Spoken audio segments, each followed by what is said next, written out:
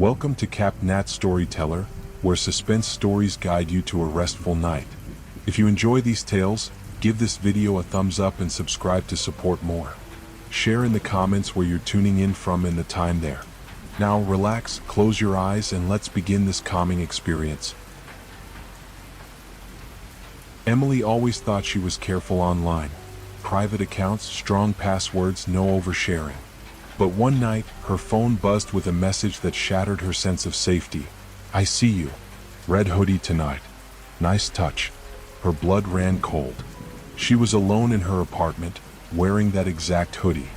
What started as a harmless post about her day spiraled into something far darker. Someone wasn't just watching her, they were controlling her every move.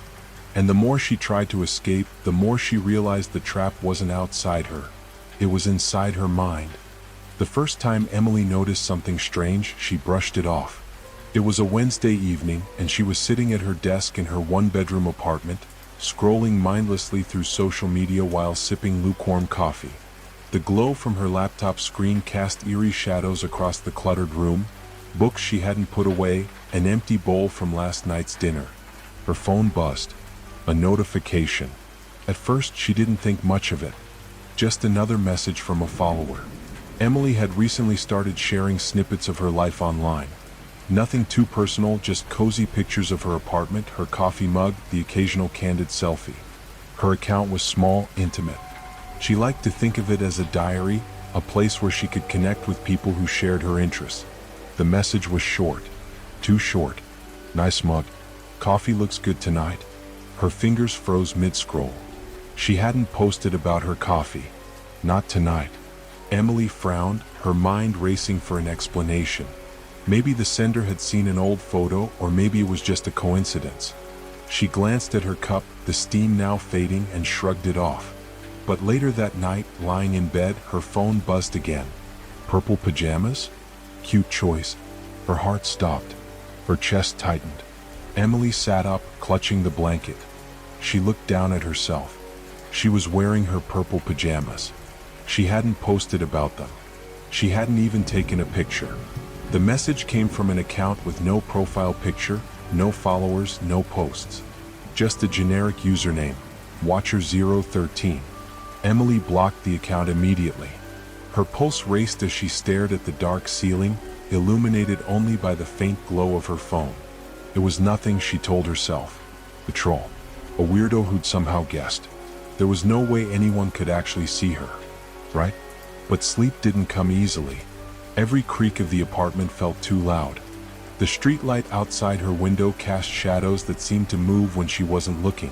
And when she finally drifted off, it was to the sound of her phone buzzing on the nightstand. She didn't check. The next morning, Emily woke up groggy, her head pounding from a restless night. The sunlight spilling through her curtains felt too bright, too harsh. She reached for her phone and froze. Her screen was filled with notifications, messages from friends, strangers, and an unsettling number of accounts she didn't recognize. They all said variations of the same thing. "Are you okay? Emily, what's going on? This isn't funny. Who hacked your account?" Heart pounding, she opened her profile. Her feed was flooded with pictures she hadn't taken. Her sleeping face, her apartment from angles she couldn't explain, and worst of all, a video. It was just a few seconds long, shaky footage of her brushing her teeth in the bathroom. The caption read, "Smile for the camera." Emily's stomach twisted as bile rose in her throat. She scrambled to delete the posts, her hands shaking so violently she could barely navigate the app. She changed her password, added two-factor authentication, and made her account private. 4 hours she sat on the couch, phone clutched in her hands, waiting for the inevitable. But no new messages came. By the time the sun set, she convinced herself it was over. Just some creep who'd hacked her account for laughs. Nothing a good report to the platform and a tighter grip on security couldn't fix. But that night, as Emily sat in her dimly lit living room, scrolling through the news to distract herself, her TV turned on its own. The screen flickered to life, static buzzing loudly in the otherwise silent apartment. She stared, her breath catching in her throat. The channel shifted rapidly, flipping through distorted images. A dark room, a figure sitting at a desk, the faint outline of a face. And then the screen went black, replaced by a single sentence in bold, white text. "Why didn't you wave back?" Her phone buzzed. Another message from a new account. "I'm closer than you think." Emily's body went cold. She jumped up, pulling the curtains shut, checking the locks on her door and windows. Her breaths came in shallow, panicked gasps. She grabbed her phone to call the police but stopped. Would they believe her? Would they even do anything? Her phone buzzed again. This time it was a photo of her front door. Emily didn't sleep that night. Every creak, every gust of wind outside her apartment felt deliberate, as if the world was trying to suffocate her with its silence. She sat curled up on the couch, her phone clutched tightly in her hand, staring at the photo of her front door. It was taken from the outside. Whoever sent it was here. They had been just a few feet away from her, separated only by a thin layer of wood and metal. Her mind raced through possibilities. Should she call the police? Pack a bag and leave? But leave to where? She couldn't run from someone who already knew everything about her, someone who could see her even when she thought she was alone. Her phone buzzed again. "I wouldn't run if I were you." Emily's blood turned to ice. She dropped the phone, letting it clatter to the floor. The text wasn't just a threat, it was a challenge, a twisted game she never agreed to play. Her breathing came in short gasps as she paced the room, her fingers twitching at her sides. She glanced at the door, half expecting it to burst open. But nothing happened. Minutes turned into hours and still no one came. By morning, the buzzing in her head was almost as loud as the one from her phone. She picked it up cautiously, her thumb hovering over the screen. To her relief, the new notifications weren't messages. They were emails. Emily opened the first one, sent from an unfamiliar address. "You can't hide forever, Emily." The second, "See you soon." And then a third, this one with an attachment. Against her better judgment, she clicked on it. It was a video file. The screen filled with static for a few seconds before it resolved into an image. Her apartment. The camera panned slowly as if someone was holding it, moving through her space. The angles were deliberate. Her bookshelf, her coffee table, her bed. And then the camera turned to the bathroom mirror. For a moment, Emily thought she'd see her own reflection. But the mirror was empty. No camera.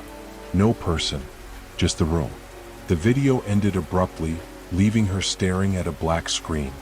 Her stomach churned, nausea rising in waves. She felt trapped, as if the walls of her apartment were closing in. Emily decided she couldn't stay here. She needed help.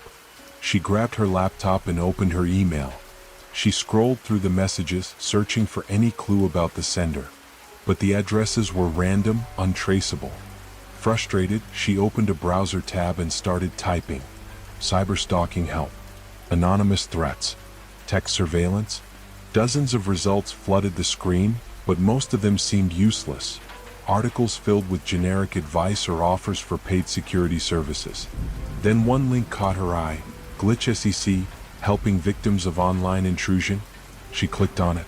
The website was minimal, almost eerily so. No flashy graphics, just a simple message. "If you're being watched, we can help you disappear." There was a form to fill out, asking for details about her situation. Emily hesitated. Could she trust them? But what choice did she have? Her fingers hovered over the keyboard before she began typing. She explained the messages, the photos, the video. Her hands shook as she hit send. Within minutes, her phone buzzed. It was a message, but not from the stalker. "We received your request. Keep your device on. Help is coming." Emily stared at the message, half relieved, half terrified. Who were these people? How did they respond so fast? By evening, there was a knock at her door. She froze. Her heart pounded in her chest as she crept toward the peephole. On the other side stood a man in his late 30s, dressed casually in jeans and a jacket. He held up a badge with the Glitch SEC logo and a name, Daniel Hart. "Emily," he called, his voice calm but firm. "I'm here to help. Can I come in?" Her instincts screamed at her to run. But something about his tone, steady, reassuring, made her unlock the door. "Did you send the message?" she asked, gripping the edge of the door. Daniel nodded. You're not safe here. Whoever's targeting you isn't just watching. They're escalating. And fast. He stepped inside, glancing around the room like he was scanning for something invisible. How do you know? Emily demanded, her voice cracking. Because this isn't random, Daniel said, his expression grim. They've done this before. And it never ends well. Daniel worked quickly, setting up a small device on her desk. It blinked with tiny red lights as he explained, this will scan for any physical bugs, cameras, microphones. But based on what you've described, I'd bet this is deeper than just hardware. Whoever's behind this knows how to manipulate software. Emily watched, her nerves fraying with each passing second. What do you mean deeper? Daniel paused, choosing his words carefully. Some people use technology to intimidate. Others use it to control. They plant thoughts, doubts, fears. They make you question what's real and what's in your head. The device beeped, startling Emily. Daniel frowned at the results. No physical bugs, he muttered. It's all digital. That's worse. Worse? How is that worse? She asked, panic creeping into her voice. Because it means they're inside your devices. Your phone, your laptop, maybe even your TV. They don't need to be outside your door anymore, Emily. They're already in. The realization hit her like a freight train. The messages, the photos, the video, they weren't just threats. They were proof of how deep the intrusion went. Can you stop them? She whispered. Daniel hesitated. Maybe. But you need to be honest with me. Is there anything you've done, anyone you've crossed, that might make someone want to target you like this? Emily opened her mouth to deny it, but the words caught in her throat. Her mind flashed back to a conversation she had weeks ago, an argument with a stranger online. It seemed petty at the time, but the user had been relentless, accusing her of things she didn't do, calling her names. She blocked them without a second thought. She told Daniel about it, her voice trembling. He nodded slowly. It's a start. But I have to warn you, people like this don't stop until they break you. And judging by the way they're escalating, they're close to succeeding. Emily's phone buzzed again. She didn't want to look, but Daniel grabbed it first. His face darkened as he read the message. He can't protect you. No one can. Emily's heart pounded in her chest. What do we do now? Daniel glanced at her, his jaw tight. We fight back. But this isn't just about protecting your devices anymore. If you want to survive this, you'll have to face them on their terms. The lights in the apartment flickered, and for the first time, Emily realized this wasn't just about being watched. This was about being hunted. Emily's apartment felt colder than ever, as though the very walls were rejecting her presence. She hugged herself tightly, her knees pulled to her chest as Daniel worked furiously at her laptop, typing commands she didn't understand. They're in deep, he muttered, his tone grim. Whoever's doing this isn't just some random hacker. This is organized, calculated. Emily didn't respond. She was still reeling from the latest message. Whoever this person was, they weren't bluffing. They knew things about her that no one should know. They were inside. What does that even mean? She asked quietly. How are they doing this? Daniel paused, his fingers hovering over the keyboard. There's a term for this kind of attack, digital stalking. But this goes beyond that. They're not just using technology to scare you, they're using it to control you. Every piece of tech you own is a window into your life, and they've opened all of them. Emily's head throbbed. The idea that her life was on display, every private moment exposed, made her stomach churn. Can you stop it? She asked, her voice barely a whisper. Daniel didn't answer right away. Instead, he pulled up a screen filled with lines of code and pointed at the flickering cursor. They've planted something, a kind of virus. It's not like anything I've seen before. It's adaptive, intelligent. Emily's heart sank. So what? You're saying they're smarter than you? Daniel gave her a sharp look. I'm saying they've planned for this. But I've dealt with people like this before. The key is to disrupt their control. They're watching you because they want a reaction. We're going to give them one, but on our terms. For the next hour, Daniel worked in silence, his focus unshakable. Emily hovered behind him, her anxiety mounting with each passing second. The lights in her apartment flickered occasionally, as if the building itself was on edge. And then the power cut out. The room plunged into darkness, the hum of the refrigerator and the soft buzz of electronics disappearing instantly. Emily gasped, clutching Daniel's arm. "Stay calm," he said, his voice steady but low. "They're testing us, seeing how you'll react." "How do they even control the power?" she asked, her voice trembling. Daniel sighed. "Smart meters. Everything's connected these days. It's a double-edged sword." Suddenly, Emily's phone lit up, casting an eerie glow across her face. A notification popped up. "Turn around." Her breath hitched. She didn't move. "Don't," Daniel said firmly, sensing her hesitation. "That's exactly what they want. But what if..." "Don't." The power returned a moment later, the lights flickering back to life. Daniel's laptop rebooted automatically, and he resumed typing as though nothing had happened. "What now?" Emily asked, her voice raw with fear. "Now we find out who they are." Daniel opened a new window on his screen, running a program that Emily didn't recognize. "If they're watching you, they've left traces. No matter how good they are, no one's invisible." As he worked, Emily's phone buzzed again. Another message. "You're running out of time." Her hands trembled as she read it aloud. Daniel frowned, his fingers pausing over the keyboard. "This isn't just about control," he said. "They're building to something. A final act. We need to stop them before they get there." "Final act." Emily echoed, dread pooling in her stomach. "What does that mean?"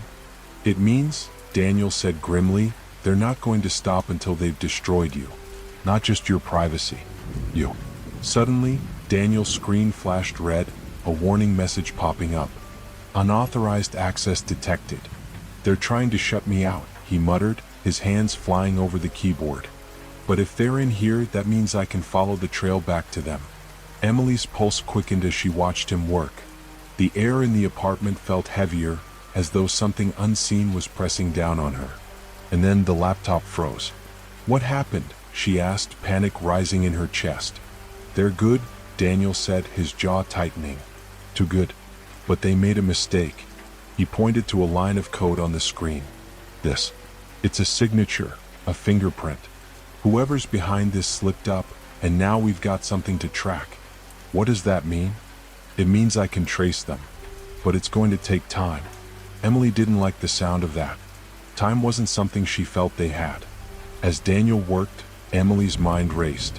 She thought about the arguments she'd had online, the blocked accounts she barely remembered. Could it really all stem from something so petty? Or was there more to this? Her thoughts were interrupted by a loud knock at the door.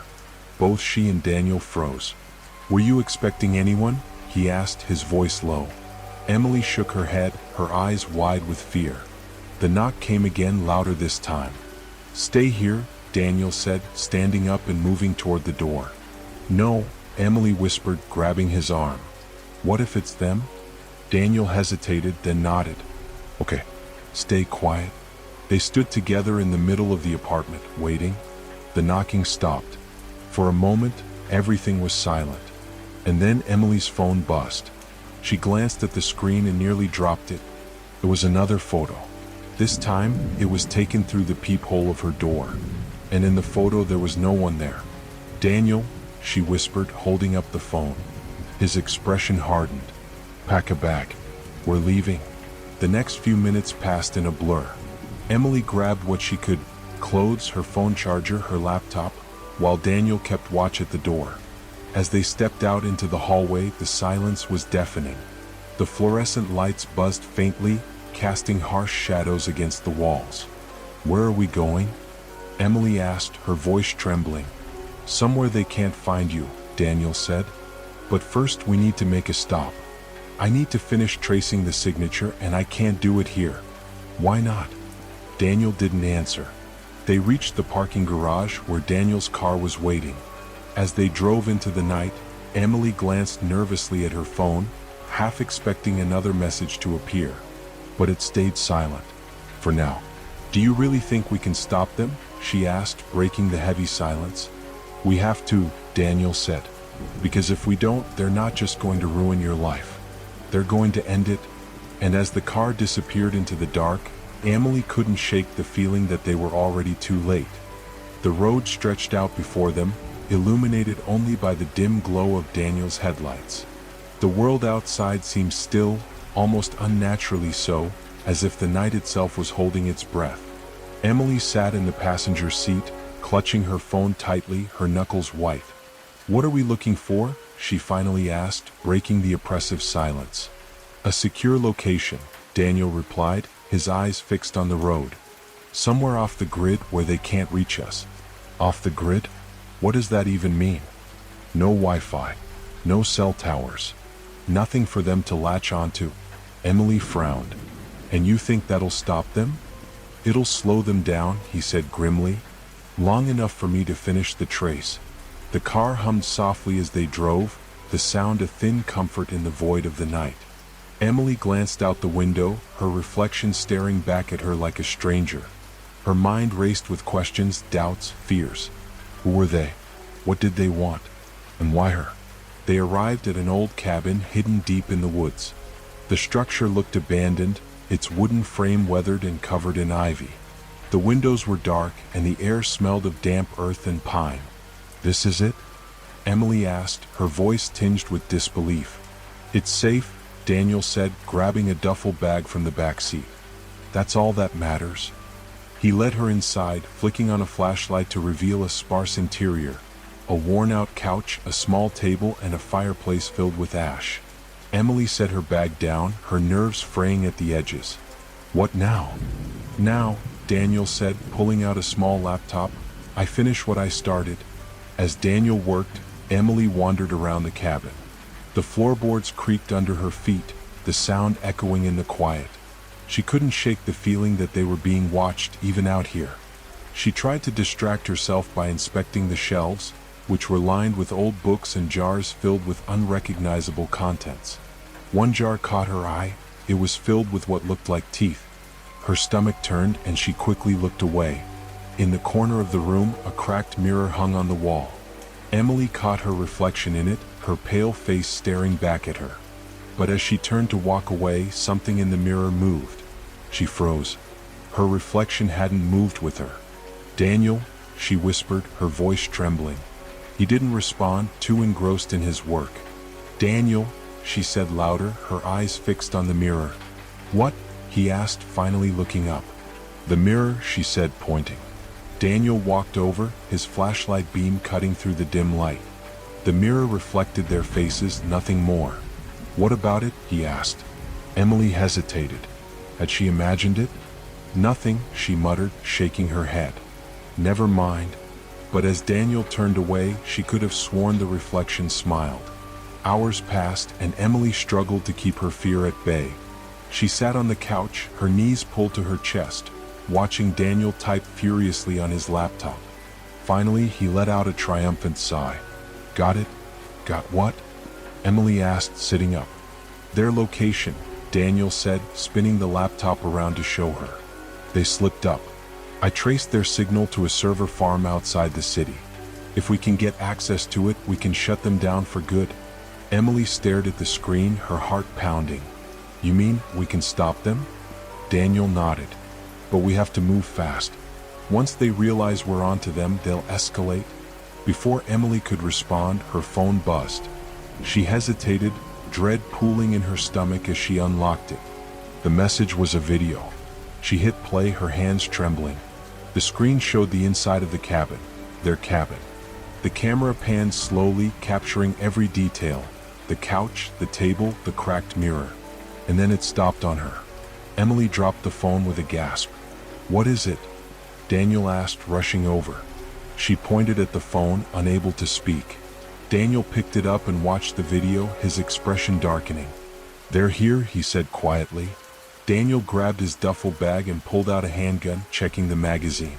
"You didn't think to mention you were armed?" Emily asked, her voice rising in panic. "Didn't think I'd need to," he replied. "Stay behind me." They moved cautiously through the cabin, Daniel's flashlight cutting through the darkness. Every creak of the floorboards, every whisper of the wind outside, made Emily's heart race. They reached the back door, which was slightly ajar. "Stay here," Daniel said, stepping outside. Wait, what if they're still out there? Emily whispered. That's what I'm going to find out. She watched as he disappeared into the shadows, the door creaking shut behind him. The silence that followed was suffocating. And then she heard it. A faint whisper coming from the direction of the mirror. Emily? Her blood ran cold. She turned slowly, her eyes wide with terror. The mirror was fogged over as if someone had breathed on it. And in the condensation, a message appeared, written by an invisible hand. Run. Emily bolted for the door, throwing it open and stumbling into the cold night air. Daniel, she screamed, her voice echoing through the trees. There was no response. The forest loomed around her, dark and silent. She clutched her arms tightly, her breath coming in ragged gasps. Daniel, she called again, and then she saw him. He was standing a few feet away, his back to her. Daniel, she said, relief flooding her voice.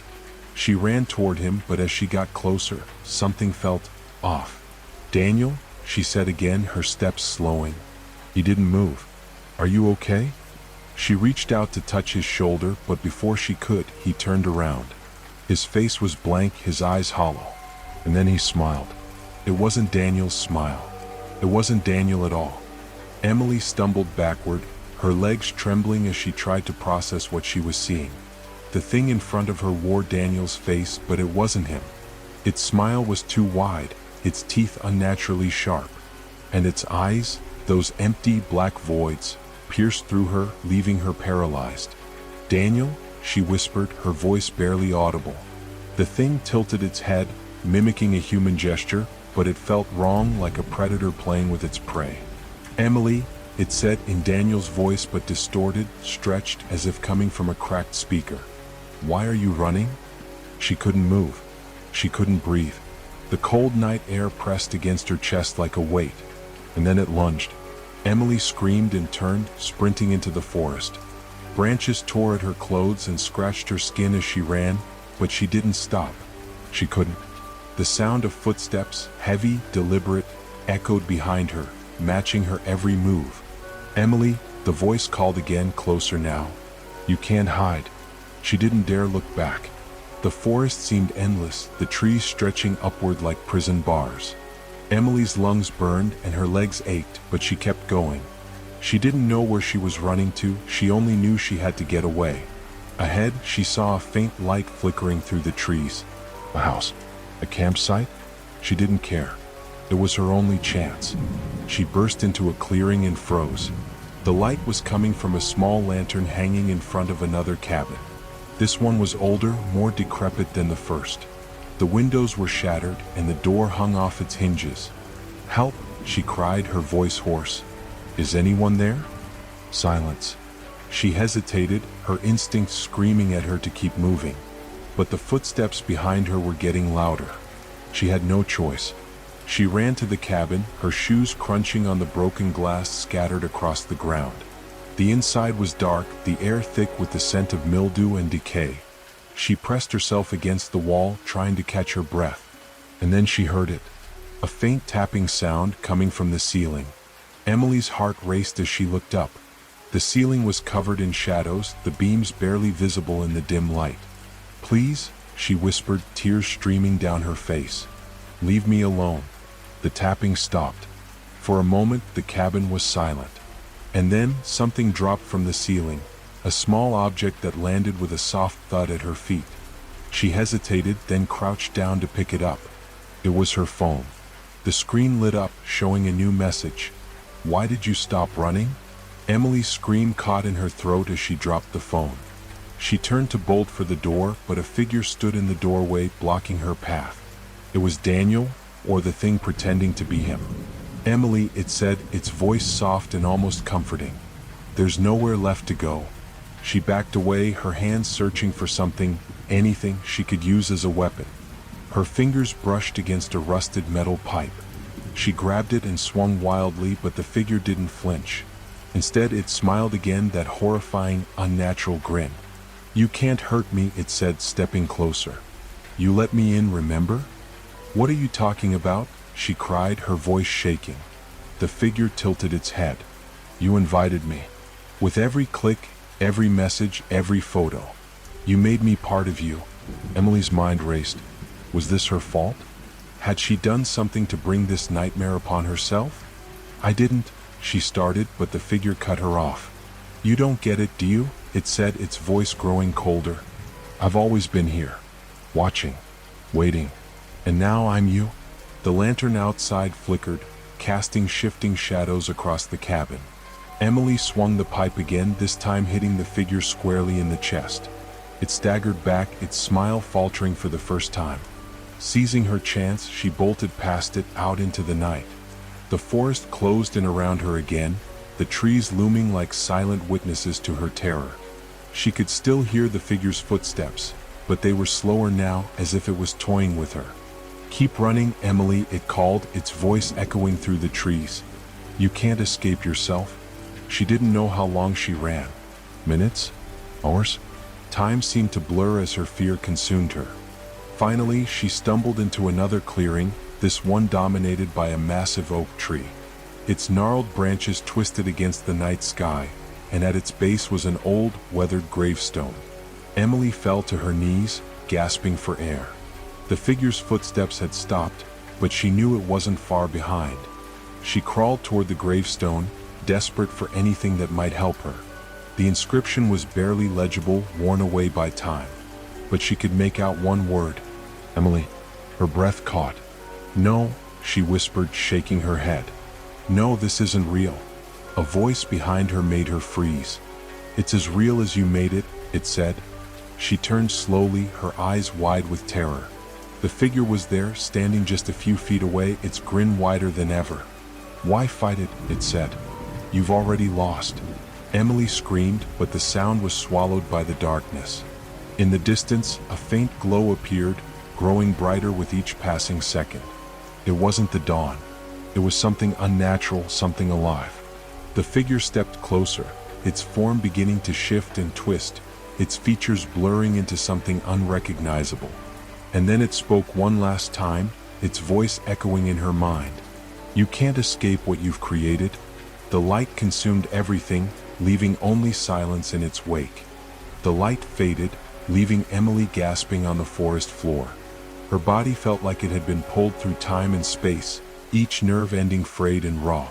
The oppressive silence returned, heavier than before, as if the very air had been drained of sound. She sat up, her breath coming in short, shallow gasps. Around her, the forest seemed different. The trees were the same, yet their bark glistened as though wet with something unnatural. Shadows danced where there was no wind, and the faint smell of decay lingered in the air. But the gravestone, the one with her name etched into it, was gone. What is this? She whispered, her voice trembling. The ground beneath her shifted slightly, as though the earth itself was alive. She scrambled to her feet, her eyes darting around for any sign of the figure, of Daniel, of anything familiar. And then she heard it.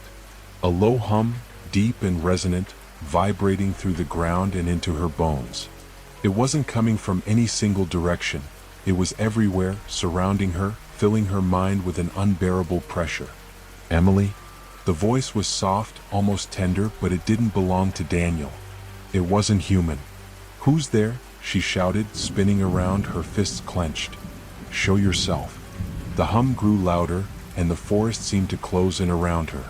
The trees leaned toward her, their branches reaching like skeletal fingers. And then she saw it. In the distance, just beyond the tree line, a figure stood. It wasn't the same as before. This one was taller, its form indistinct, shifting like smoke in the wind. Its eyes glowed a deep crimson, fixed on her with an intensity that made her skin crawl. Emily, it said again, its voice layered with echoes. You can't run from me. She took a step back, her foot catching on a root. She stumbled but didn't fall. Her heart pounded in her chest, her pulse loud in her ears. What do you want? She demanded, her voice breaking. The figure didn't move, but its presence grew heavier, pressing down on her like an invisible force. You invited me in, it said, the words dripping with malice. And now I am you? No, she screamed, shaking her head. I didn't. But the memory of her actions flashed through her mind. The endless scrolling, the mindless clicks, the moment she opened that cursed email. She had been so careless, so blind to the dangers. "Do you understand now?" the figure asked, taking a step closer. Its form solidified for a moment, revealing a face, a twisted, grotesque version of her own.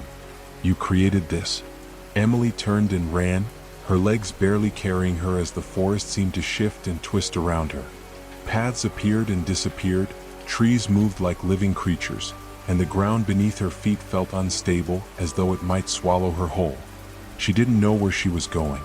She only knew she had to keep moving. But no matter how far she ran, the voice followed. "Emily," it whispered, sometimes close, sometimes far. "Why do you fight?" Her mind raced, panic threatening to consume her. She had to find a way out, a way to escape this nightmare. And then, through the chaos, she saw it, a faint glow in the distance. Hope flickered in her chest as she ran toward it, her breath hitching with every step.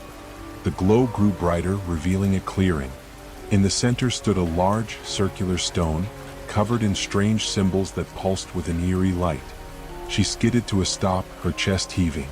The stone seemed alive, its surface shifting like liquid. "What is this?" she muttered, reaching out hesitantly. The voice answered, louder this time, coming from everywhere and nowhere. "The end." Before she could react, the ground beneath her feet cracked open and she fell. She screamed as she tumbled through darkness, her body weightless and cold. The air rushed past her, filled with whispers, thousands of voices, all speaking at once. When she finally landed, the impact knocked the air from her lungs. She lay there for a moment, staring up at the void above her, trying to make sense of where she was. The whispers continued, growing louder and more distinct. She sat up, her eyes adjusting to the dim light. She was in a vast cavern, its walls covered in pulsating veins of light. The ground beneath her was smooth, almost metallic, and in the center of the cavern stood a massive screen. The screen flickered to life and Emily's breath caught. It was showing her. Every moment of her life played out on the screen from her childhood to now.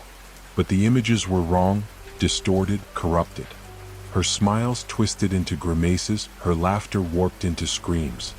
"What is this?" she whispered, tears streaming down her face.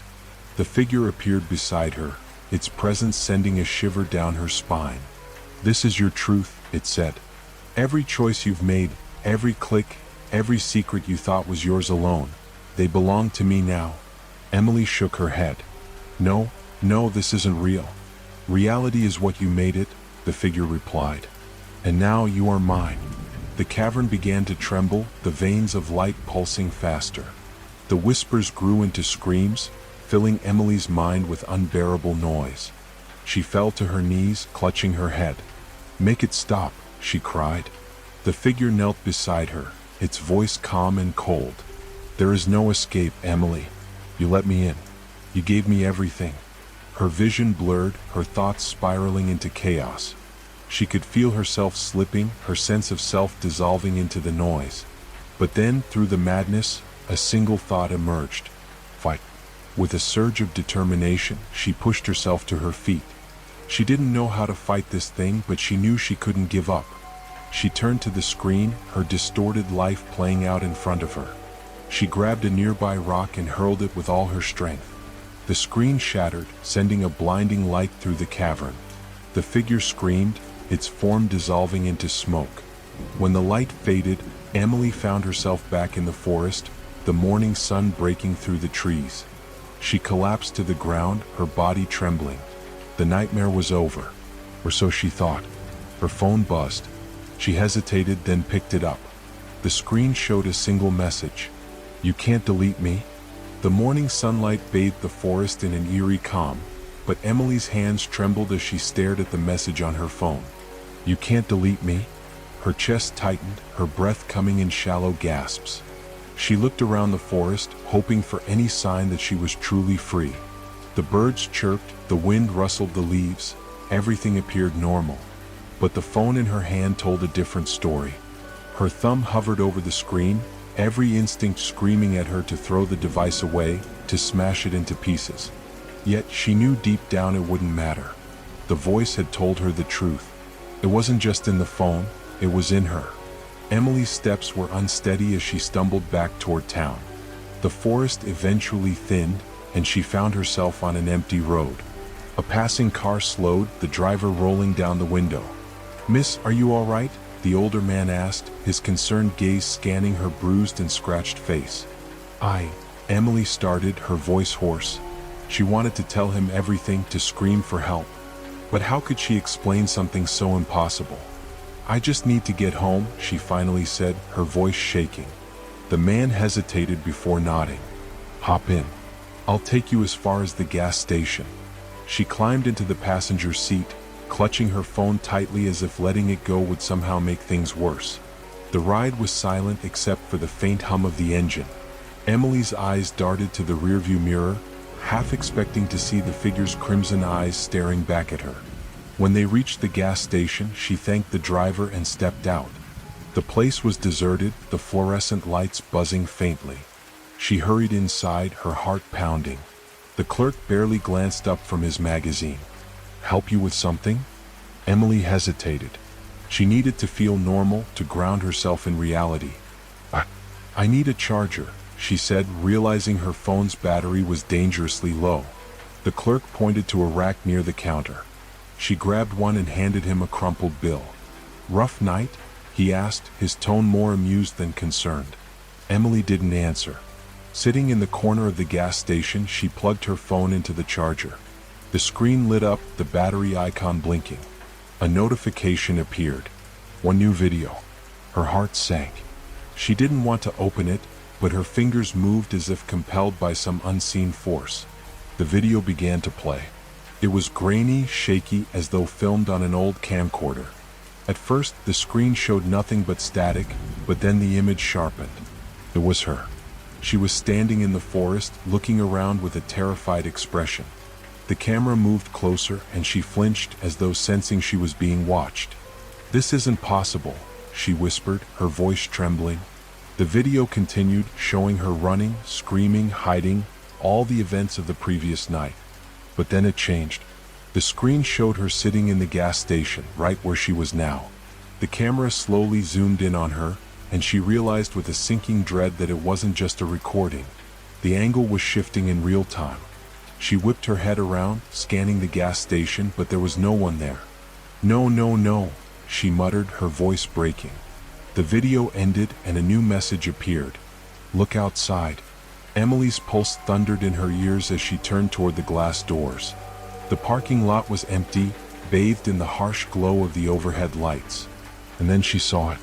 The figure stood at the edge of the lot, its form hazy and indistinct. But this time it wasn't alone. Shadows moved behind it, dozens, maybe hundreds, each one more twisted and grotesque than the last. Emily's hands clenched the edge of the table, her nails digging into the cheap laminate. She couldn't run. She couldn't hide. Her phone buzzed again. "You're almost ready." "Ready for what?" she screamed, her voice echoing through the empty station. The lights flickered, and the shadows began to move closer. Emily's mind raced. There had to be a way to fight back, to end this nightmare once and for all. The figure had said it was part of her, that she had let it in. If that was true, then maybe she could force it out.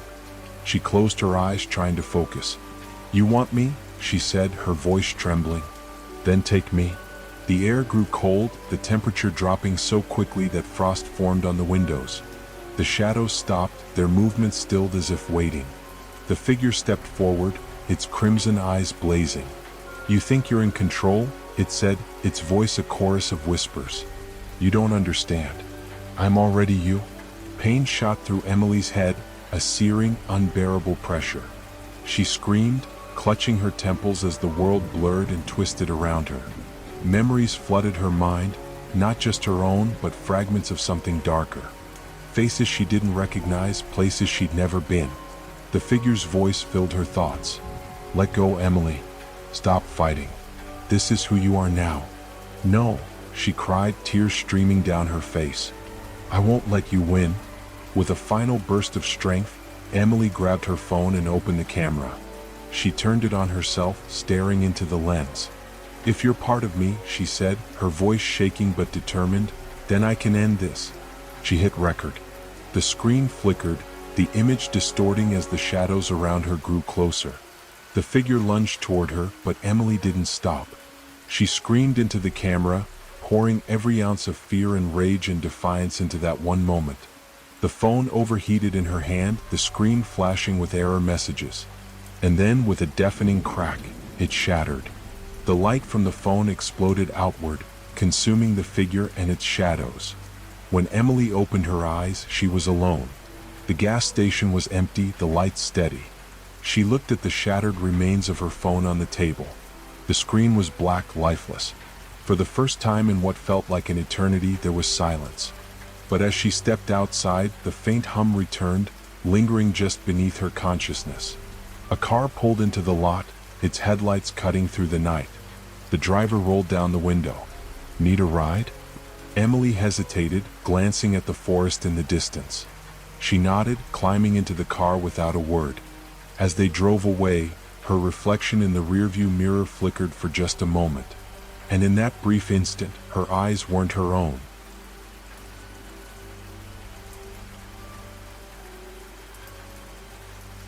They were just students, cramming for finals, wandering halls they shouldn't have been in.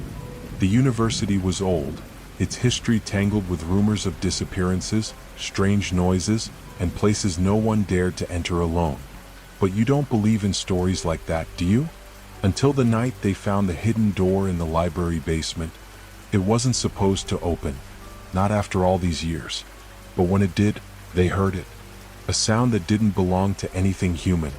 Now they're locked in a place that doesn't exist on any campus map. And the thing hunting them? It doesn't care about curfews. They weren't supposed to be there. That was the unspoken rule every student learned within their first week at the university. The East Wing wasn't just old, it was cursed, or so the stories went. Some said it had been sealed off after a tragic fire decades ago. Others whispered about students who had entered and never come out the same. But to Henry, Sophia, Lucas, Amelia, and Ezra, it was all just folklore, ghost stories meant to keep them entertained on restless nights. Until tonight. It was Lucas's idea. It always was. The dare. The challenge. "You've all heard the stories," he said with a cocky grin, his voice cutting through the soft hum of the campus cafe. "But none of you have the guts to see if they're true." Sophia scoffed, stirring her coffee with a lazy flick of her wrist. "It's just an abandoned building. What's there to be afraid of?" Ezra glanced up from his book, his voice barely above a murmur. "They say you can hear them screaming, the ones who didn't leave." The table fell silent. "Midnight," Lucas declared. "We'll go in. 1 hour. Prove it's all a load of crap." It should have ended there. Henry, the reluctant leader of the group, should have put his foot down. But something about Lucas's grin, something smug and taunting, made him agree. And once Henry agreed, the others followed. The East Wing loomed before them like a blackened skeleton of the past, its towering arches framed by the pale light of the moon. The gates, rusted and chained shut, seemed like they were trying to keep something in, not out. "This feels wrong," Amelia whispered, her voice trembling as she hugged her arms close. Henry's flashlight beam cut through the darkness. "It's just an old building. Let's get this over with." The chain fell away with a loud clink as Lucas picked the lock. The sound echoed unnaturally, swallowed up by the oppressive silence. The moment the gate creaked open, a cold gust of wind rushed out, carrying with it a faint, metallic scent that turned their stomachs. "Smells like burnt metal," Ezra said, wrinkling his nose. "Or blood," Amelia muttered under her breath. They stepped inside and the atmosphere shifted instantly. The air was heavy, damp, and suffocating, as though the walls themselves were closing in. The sound of their footsteps seemed amplified, bouncing off the cracked marble floors and high ceilings. Lucas's bravado faltered first. "Okay, this is a little creepy," he admitted, his laughter nervous now. They wandered deeper into the building, their flashlights revealing peeling wallpaper, broken furniture, and strange, childlike drawings etched into the walls. The artwork was crude and chaotic, figures with hollow eyes and twisted limbs. "What kind of sick kid drew this?" Sophia asked, her voice barely above a whisper. But Ezra wasn't looking at the drawings. His flashlight beam had landed on something far more unsettling. A single blood-red handprint smeared across the door at the end of the hall.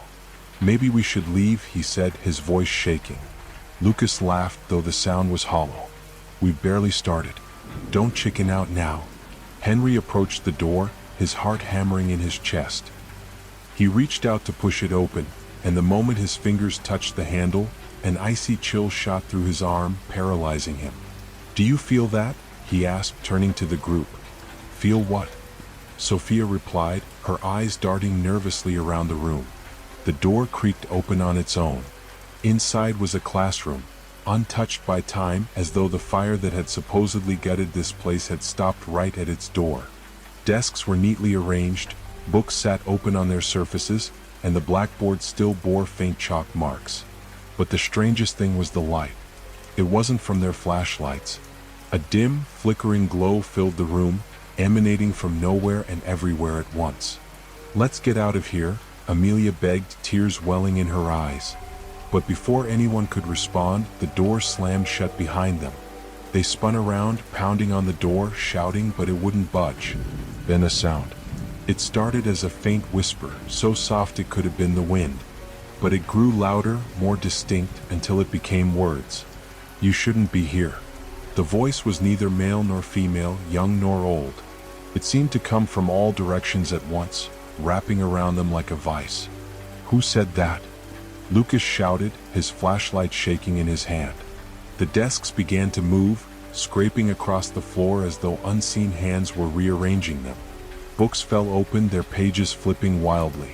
The chalk lifted from the board and began to write on its own, the screech of it piercing their ears. Henry stared in horror as the words formed. "Leave if you can." The lights flickered, and for the briefest moment they weren't alone. Shadows danced at the edge of their vision, twisting and writhing in shapes that defied explanation. And then one of them moved. Ezra screamed. When the lights returned, he was gone. The silence after Ezra vanished was suffocating. For a moment, none of them moved, their flashlights trembling as they scanned the room. The only sound was Amelia's shallow, panicked breaths. "Ezra!" Henry shouted, his voice cracking under the weight of fear. He ran to where Ezra had been standing, frantically shining his light across the room, but there was no trace of him. No footprints, no sign of a struggle, just an empty space where their friend had been seconds ago. "This isn't real. It's a prank, right?" Sophia stammered, clutching her flashlight like a lifeline. Her voice was strained, on the edge of tears. "Lucas, tell me this is one of your stupid pranks." Lucas didn't answer. He was too busy staring at the chalkboard where the message had changed. The words now read, "You were warned." Henry turned to Lucas, grabbing him by the shoulders. "What did you do?" Lucas shook his head violently. "I didn't do anything. I swear. This isn't possible." "It took him?" Amelia cried out, her voice echoing off the walls. "It took Ezra, and we're next if we don't get out of here." But the door was still locked, the handle refusing to budge no matter how hard they pulled. Henry slammed his shoulder into it over and over, but it didn't give. It was as if the room itself was alive, determined to keep them inside. "Stop," Lucas yelled. "You're just wasting energy." Henry rounded on him, his fear boiling over into anger. "Then what do you suggest? Just sit here and wait to disappear too?" Sophia suddenly gasped, pointing at the far corner of the room. "What is that?" They turned their flashlights in unison. At first, it seemed like a shadow, something cast by their own trembling lights. But it wasn't connected to anything. It stood on its own, shifting and pulsing, a shape that couldn't decide what it wanted to be. "Is it looking at us?" Amelia whispered, her voice barely audible. The shadow twitched as if reacting to her words. Then it began to move, sliding across the floor with an unnatural liquid grace. "Run!" Henry shouted, and the group scattered, scrambling toward the opposite side of the room. The shadow stopped as though it were toying with them. And then it began to grow, stretching upward, its edges becoming sharper, more defined. Two hollow voids appeared where eyes should have been, staring directly at them. The air grew colder, and with it came a low, guttural sound, a growl, a groan, something inhuman and ancient. Amelia was the first to break. She sprinted to the door, pounding on it with her fists. "Let me out. Please let me out."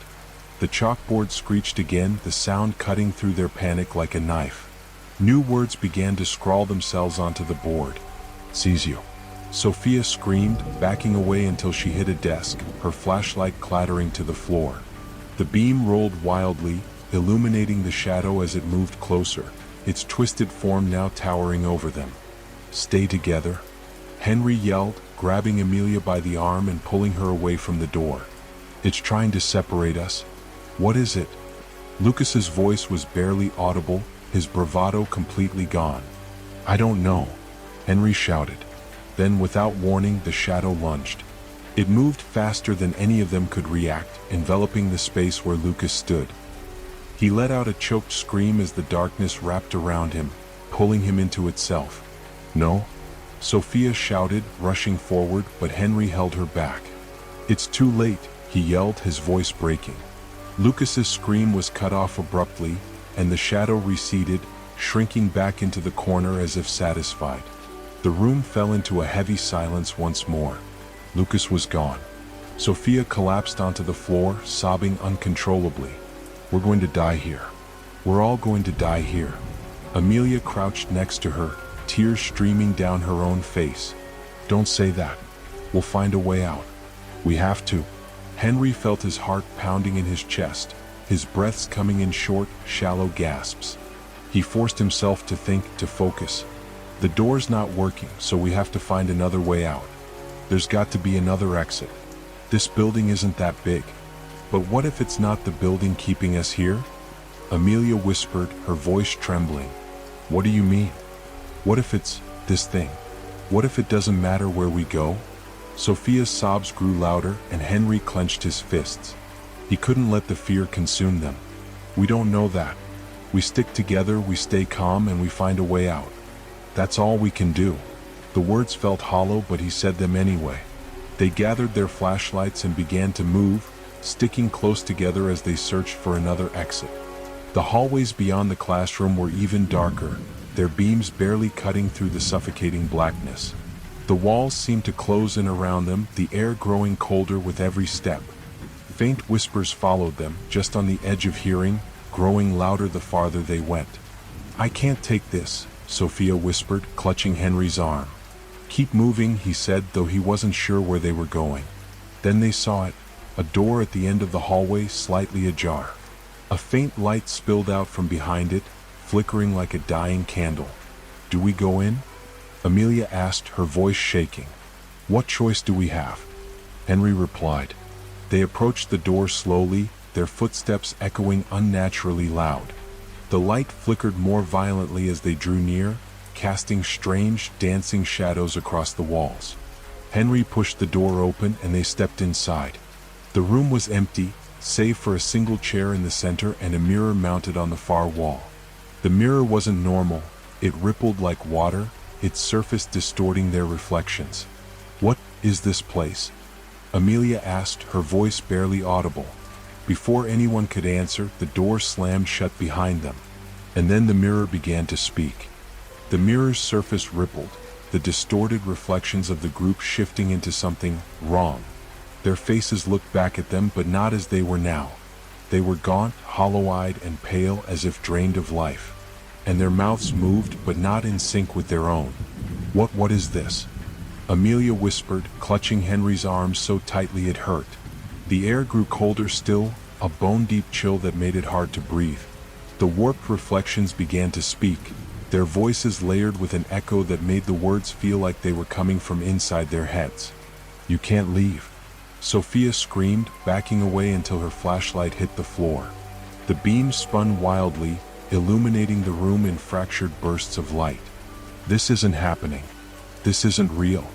"It's not us," Henry said, his voice trembling as he pointed at the mirror. "That's not us." The reflections grinned in unison, a slow, menacing curl of their lips that made their stomachs churn. Their own faces shouldn't have been able to look so cruel, so hungry. Lucas's face appeared next, but not as they remembered. His reflection was pale and hollow, his eyes sunken into dark voids, his skin mottled with bruises that hadn't been there before. He stared at them with an eerie calm, and when his lips parted to speak, the voice was a whisper that echoed unnaturally. "It's not the place that's cursed. It's you. Shut up." Henry yelled, slamming his flashlight against the mirror's surface. The blow landed with a dull thud, but the glass didn't crack.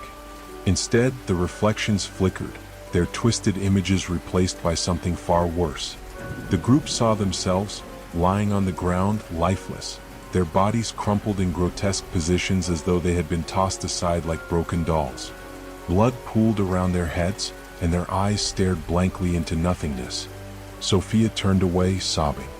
"Why are we seeing this? Why is this happening to us?"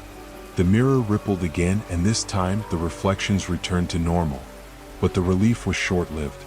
The chair in the center of the room began to creak, as though someone was slowly settling into it. But there was no one there. The creaking stopped, and then the chair scraped across the floor, moving toward them inch by inch. "Stay back," Amelia said, though her voice was barely audible. It didn't stop. Henry grabbed the others, pulling them toward the far wall. "We need to get out of here," he shouted, but the door they had come through was gone. It wasn't locked. It simply wasn't there anymore. The whisper started again, louder this time, filling the room with a cacophony of overlapping voices. Some were crying, others laughing, and a few were screaming. "Make it stop," Sophia cried, covering her ears. The mirror flashed with light, and suddenly they weren't in the room anymore. They were back in the hallway, or at least a hallway. It looked similar, but the walls were warped, the doors hanging at odd angles. The floor felt unsteady beneath their feet, as if it could crumble at any moment. "Where are we?" Amelia asked, her voice trembling. Henry shook his head. "I don't know, but we have to keep moving." They walked in silence, their flashlights flickering as though struggling to stay alive. The whispers followed them, growing louder with every step, until they began to form coherent words. "You can't escape." Sophia froze, gripping Henry's arm. "Do you hear that?" "We all hear it," he said grimly, trying to keep the group together. The hallway seemed to stretch endlessly, twisting and turning in impossible ways. Every door they tried was locked, the handles icy to the touch. And then they came to a door that wasn't locked. It was slightly ajar, a faint light spilling out from the crack. "Don't," Amelia said, her voice breaking. "Please don't open it." "We don't have a choice," Henry said, though his own hands were shaking as he pushed the door open. The room inside was different from anything they'd seen before. It was stark white, blindingly so, with no furniture, no windows, and no doors, just four walls and a ceiling that seemed to stretch endlessly upward. And in the center of the room was Ezra. He was standing perfectly still, his back to them, his arms hanging limply at his sides. "Ezra," Henry called out, relief washing over him. He ran into the room, followed hesitantly by the others. "Ezra, we thought we lost you." But Ezra didn't move. Sophia reached out, touching his shoulder. "Ezra, are you okay?" He turned around slowly, his movements jerky and unnatural, like a marionette being pulled by invisible strings. His eyes were wrong, completely black with no whites, no irises. When he spoke, his voice wasn't his own. It was layered, distorted, a deep rumble that made their skin crawl. "You were never supposed to leave." And then he lunged. The thing wearing Ezra's face moved with unnatural speed, closing the distance between them in a heartbeat. Its arms jerked out like claws, grasping at Sophia, who screamed and stumbled backward. "Run!" Henry shouted, pulling Amelia with him as the group scattered across the empty, blindingly white room. But there was nowhere to run. The walls stretched endlessly, the sense of confinement giving way to something far worse, a void, infinite and oppressive. Sophia tripped, her flashlight rolling out of her hand, its beam flickering wildly. She scrambled to her feet, her breaths ragged and panicked, only to find herself face to face with Ezra, or what used to be Ezra. His mouth opened, unhinging far wider than it should have, revealing rows of jagged, blackened teeth. His voice echoed in her head, not through her ears, but directly in her mind. "You left me. We didn't mean to," Sophia sobbed, backing away. "We didn't mean to." The creature tilted its head as if considering her words. Then, with a voice that was both mocking and sorrowful, it whispered, "But you did." Henry grabbed Sophia's arm, yanking her away from the creature just as it lunged. "Move," he yelled, his voice filled with desperation. The group stumbled back together, their flashlights flickering and dying one by one. The room grew darker, the only light coming from the faint glow of Ezra's warped black eyes. Amelia clutched Henry's arm, her voice trembling. "What is it? Why does it look like Ezra?" "I don't know," he shouted, his own fear threatening to overwhelm him. "But we need to get out of here." The floor beneath them suddenly shifted, tilting violently as though the entire room were collapsing. They fell, tumbling into the darkness, their screams swallowed by the void. When they hit the ground, it wasn't hard or cold as they expected. It was soft, almost damp. The air smelled of decay and rot, a stench so overpowering it made their eyes water. Sophia coughed, trying to stand, but her legs felt weak. She shone her flashlight ahead, the beam revealing a dense forest of twisted, blackened trees. Their branches curled unnaturally, like skeletal hands reaching out to grab them. "Where are we?" Amelia whispered, her voice barely audible over the sound of their ragged breaths. "It's not the school anymore," Henry said grimly, helping Sophia to her feet. "But it's not anywhere we know either." They moved cautiously through the forest, the ground squelching beneath their feet. Shadows moved just beyond the edges of their flashlight beams, shapes that were too large to be animals but too indistinct to identify. The whispers returned, louder this time, surrounding them on all sides. "You shouldn't have come here. It sees you.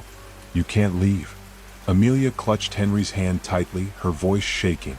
"Do you hear that?" "We all hear it," Henry said, trying to stay calm. "Just keep moving." But the whispers didn't stop. They grew louder, more insistent, until it felt like they were coming from inside their own heads. Sophia suddenly froze, her eyes wide with terror. "Do you see them?" "See what?" Henry asked, shining his flashlight where she was pointing. At first there was nothing. Just more trees, their gnarled branches casting eerie shadows. But then he saw them. Figures standing in the darkness, their bodies barely visible among the trees. They weren't moving. They weren't even breathing. "What are they?" Amelia whispered, her grip on Henry's arm tightening. "I don't know," he said, his voice low. "But we're not sticking around to find out." They started to back away, moving slowly and carefully, but the figures began to shift. Their heads turned in unison, their blank, featureless faces staring directly at them. "Run!" Henry shouted, and the group took off, crashing through the forest as fast as they could. The figures didn't follow at first. They simply stood there watching. But then the ground began to shake, a deep rumble that grew stronger with every passing second. The whispers turned to screams, a cacophony of voices that filled the air with deafening chaos. Amelia stumbled, her flashlight falling to the ground. Henry stopped to help her, but as he turned, he saw something that froze him in place. One of the figures was standing right behind them, its featureless face inches from his own. It raised a hand, its long, spindly fingers reaching for him. "Go!" he shouted, pushing Amelia forward. She didn't hesitate, running as fast as she could. The others followed, their flashlights barely piercing the suffocating darkness. But the forest seemed to stretch on forever, no matter how far they ran. And the figures were always there, just behind them, always watching. Henry's chest burned, his legs feeling like lead. He didn't know how much longer he could keep going. Then in the distance they saw it, a faint light, flickering like a dying ember. "Head for the light," he shouted, his voice hoarse. They ran toward it, the ground beneath them growing softer and wetter with each step. The light grew brighter, revealing a clearing ahead. When they burst into the clearing, they stopped, gasping for breath. The light came from a single lantern, hanging from a pole in the center of the space. Underneath the lantern was a trapdoor, its edges covered in rust and dirt. "What is this?"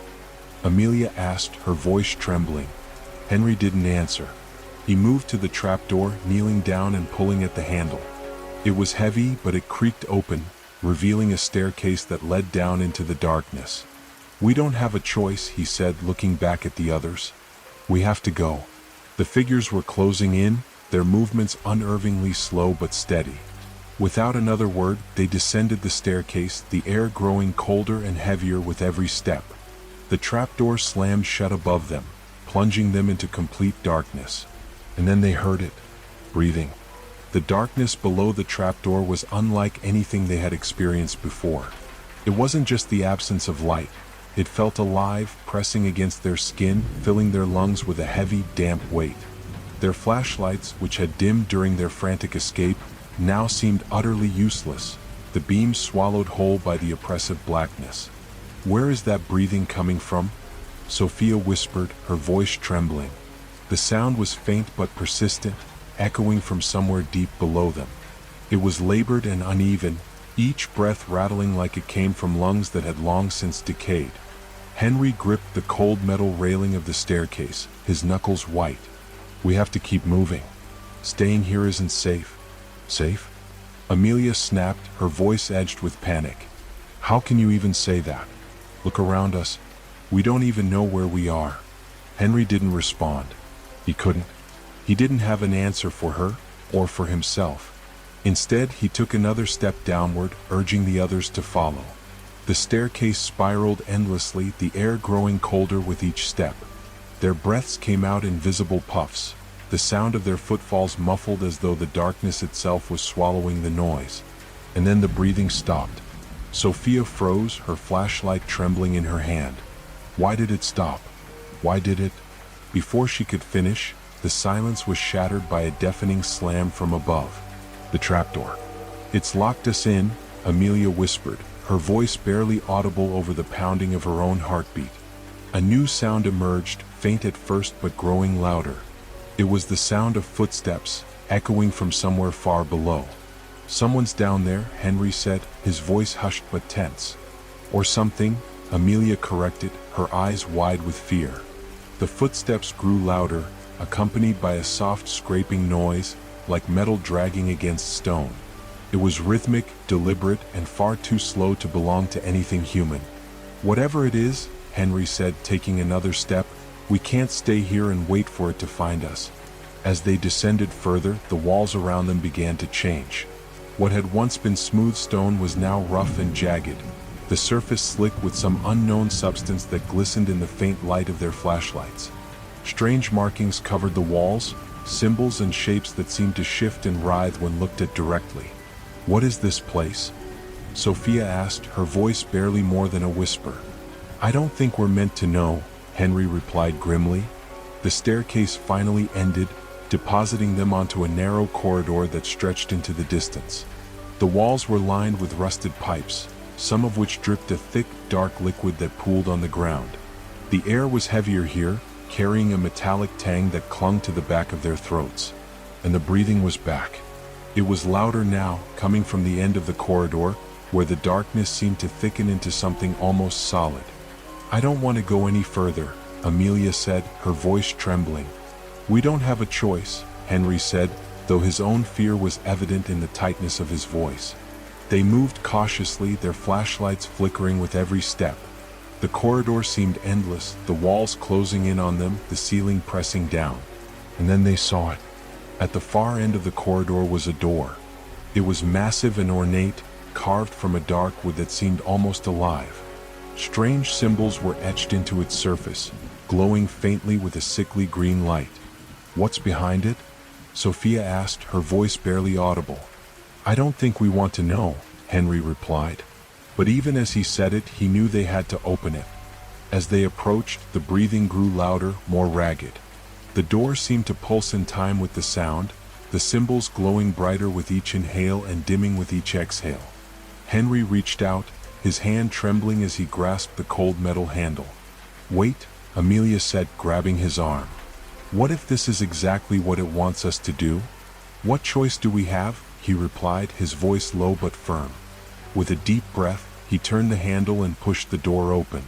The room beyond was vast, its ceiling lost in shadow. The floor was covered in a thick, black liquid that clung to their shoes as they stepped inside. At the center of the room was a figure, hunched and motionless, its back turned to them. The breathing was coming from it. Sophia gripped Henry's arm tightly. "What is that?" "I don't know," he said, his voice barely a whisper. The figure stirred, its head tilting slightly as though it had heard them. The movement was slow, almost lazy, but it was enough to send a wave of dread crashing over them.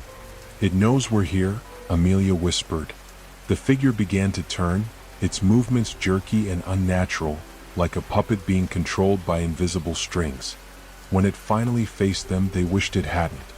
Its face was a nightmare, a patchwork of flesh and bone, its features twisted and grotesque. Its eyes were empty sockets, dark and bottomless, and its mouth stretched into a smile far too wide for its face. It spoke, its voice a low, guttural growl that seemed to come from everywhere at once. "You should not have come." The door behind them slammed shut, the sound reverberating through the room. And then the figure moved. The figure's movements were wrong in every conceivable way. Its limbs twisted and contorted, joints bending in directions they weren't meant to. Each step it took sent ripples through the black liquid covering the floor, as if the room itself was recoiling from its presence. Henry, Sophia, and Amelia backed away instinctively, their breaths shallow and quick. "What do we do?" Amelia whispered, her voice cracking with fear. Henry didn't answer. His mind raced, searching for a way out, but there was nothing. No doors, no windows, no escape. Just the figure and the ever-present darkness pressing in around them. The creature tilted its head, its grotesque smile widening. "Do you feel it yet?" "Feel what?" Sophia blurted, her voice shaking. The figure laughed, a low, guttural sound that seemed to vibrate in their bones. "The weight, the truth. You were always meant to be here." "What do you mean?" Henry demanded, trying to keep his voice steady. The creature didn't answer. Instead, it raised one of its twisted arms, pointing a single claw-like finger at them. The air grew heavier, thick with a suffocating pressure that made it hard to breathe. And then the whispers returned. "They see you. You belong to them now. Run, but you'll never leave." Sophia clapped her hands over her ears, shaking her head violently. "Stop it. Stop it." But the whispers didn't stop. They grew louder, more insistent, overlapping until they were a deafening roar. The black liquid on the floor began to bubble, thick tendrils rising from it and snaking toward the group. Henry grabbed Sophia and Amelia, pulling them back, but the tendrils moved with unnatural speed, wrapping around their ankles and pulling them down. "Get it off me!" Amelia screamed, clawing at the tendrils as they tightened around her legs. Henry yanked at the tendrils with all his strength, but they didn't budge. They were cold and slimy, yet they burned like fire against his skin. The figure laughed again, the sound echoing through the room. "You cannot fight it. This place is alive. Knows you. It knows your fears." Sophia's flashlight flickered, casting erratic shadows across the walls.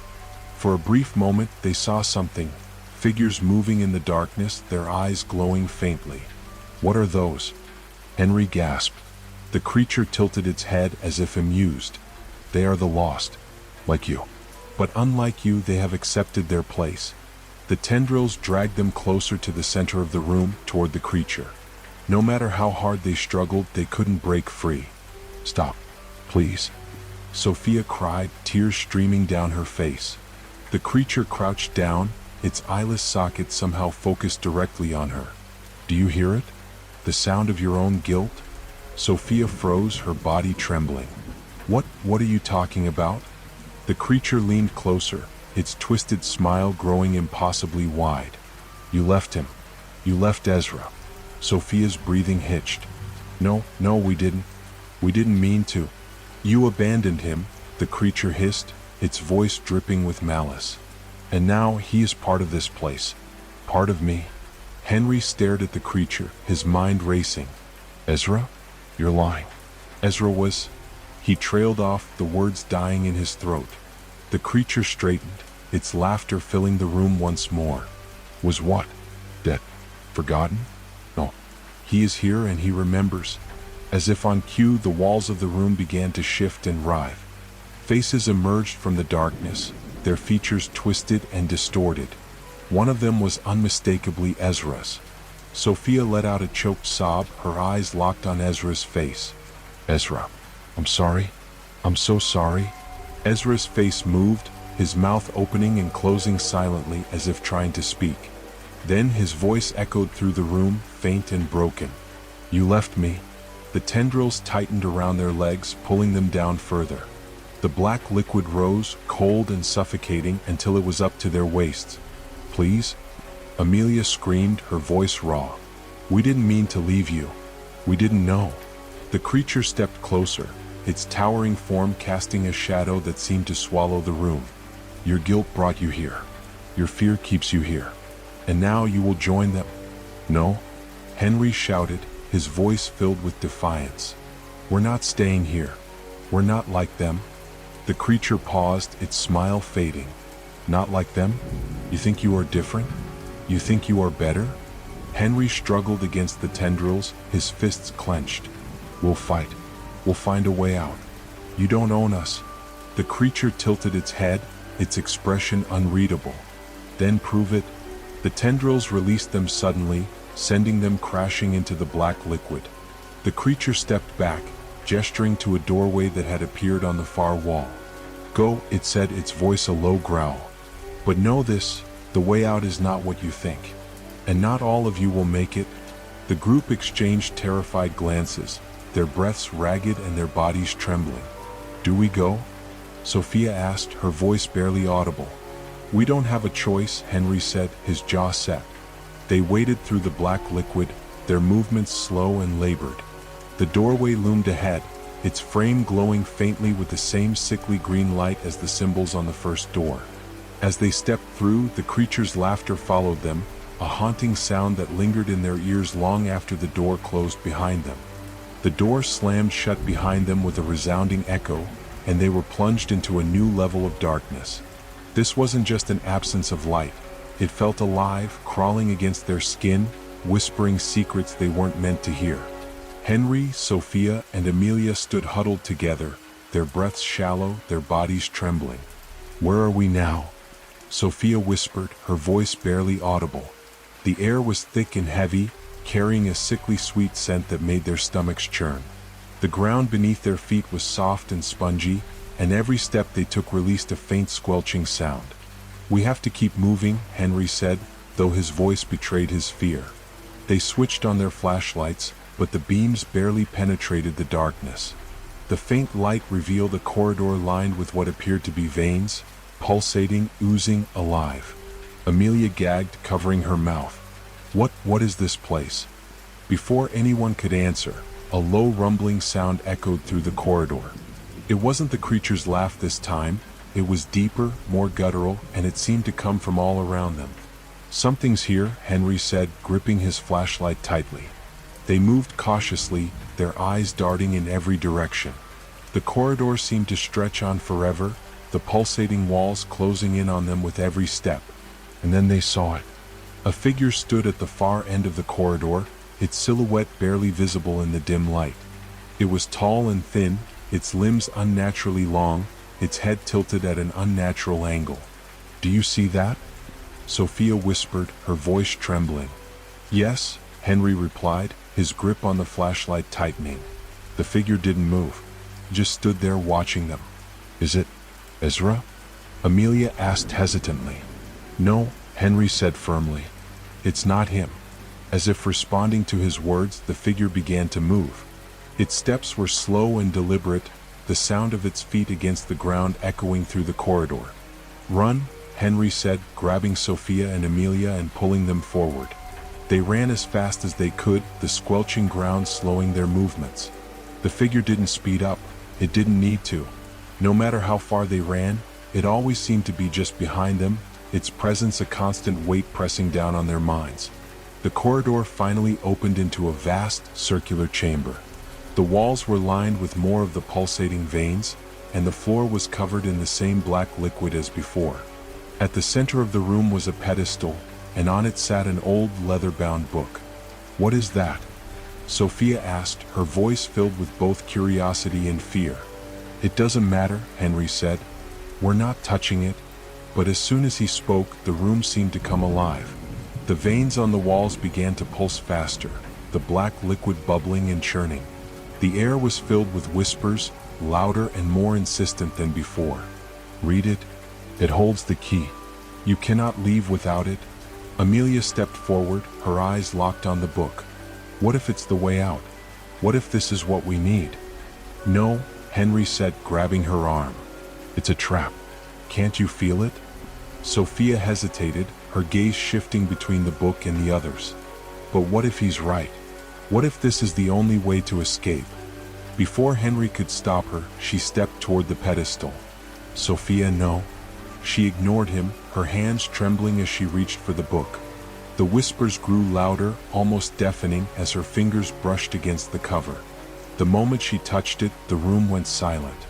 The veins on the wall stopped pulsing. The black liquid stilled. The oppressive darkness lifted, replaced by an eerie, unnatural light that seemed to come from nowhere. Sophia opened the book, her eyes scanning the pages. It's just words. Strange symbols. I can't read it.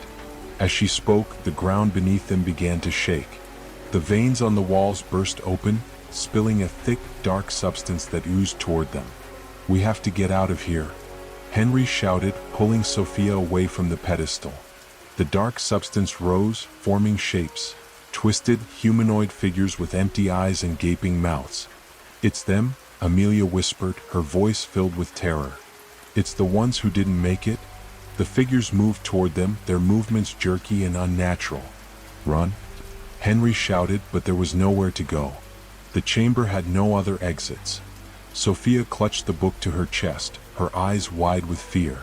What do we do? The figures closed in, their empty eyes fixed on the group. And then the creature's voice echoed through the chamber. The choice was always yours. The floor beneath them gave way, and they plunged into darkness. They landed hard, the impact knocking the wind out of them. When they looked around, they were no longer in the chamber. They were back in the university, standing in the middle of the library. But something was wrong. The air was heavy, and the library was eerily silent. The books on the shelves were blank, their pages empty. The windows showed nothing but darkness. We're not really back, Henry said, his voice filled with dread. Sophia clutched the book tightly. What do we do now? Amelia pointed to the book. Maybe it has answers. Henry shook his head. Or maybe it's the reason we're here. Before they could decide, the whispers returned, louder and more insistent than ever. The book is the key. Read it, or stay here forever. The group exchanged terrified glances, their minds racing. And then the lights in the library began to flicker, the darkness closing in around them. The choice was theirs. But no matter what they chose, they knew one thing for certain. There was no going back. Dr. James Hart had one rule: never get personally involved with his patients. But when he treated an unconscious woman brought in after a brutal car accident, everything changed. She had no ID, no family, and when she finally opened her eyes, the first words she whispered sent a chill down his spine. Why did you leave me, James? James had never seen her before. Or had he? Her voice, her face, there was something disturbingly familiar. As he tried to unravel the truth, he began finding messages scrawled on his office walls. It's your fault. His surgical instruments were moved at night. And then he started hearing the soft sound of footsteps in his empty home. What secret was he forgetting? Who was she? And why was she in every one of his dreams, standing at the end of his bed, smiling? The fluorescent lights in the hospital corridor buzzed faintly, casting a cold, sterile glow on the tiled floor. Dr. James Hart, a seasoned surgeon with steady hands and an unshakable demeanor, tightened his grip on the clipboard as he walked towards the emergency room. It had been a long night already, one filled with the usual chaos of broken bones, severe burns, and the occasional overdose. But this call felt different. When the paramedics wheeled in the gurney, James froze. The woman lying on it was eerily still, her face pale as death. Blood stained the tattered remains of her dress, and her limbs hung at unnatural angles. Her eyes were closed, and her chest barely rose with shallow breaths. Female, mid-30s, sustained trauma from a high-speed collision, one of the EMTs reported. No ID, no witnesses. Found her alone on the side of a back road. James nodded, shaking off the unease that crept over him. It wasn't the first time he'd seen a patient in such a state, but something about her felt off. Let's stabilize her. Trauma team, get her prepped for surgery, James ordered, his voice steady. As the team worked, James noticed small details that gnawed at his thoughts. Her wrists bore faint, circular scars as if she'd been bound at some point. Her fingernails were chipped and bloodied, and there was dirt under them as if she'd been clawing at the ground. And then there was her face, somehow familiar though he couldn't place it. Hours later, after the grueling surgery, James found himself alone in his office. He stared at the x-rays and medical charts on his desk, trying to distract himself from the woman's haunting image. Her face wouldn't leave his mind, and worse, he kept hearing her voice in his head, a voice he couldn't possibly recognize. Dr. Hart? James snapped his head up. It was Nurse Amelia peeking into his office. "The patient's stable," she said softly, "but she's still unconscious. Thought you'd want to know." "Thank you, Amelia," James replied.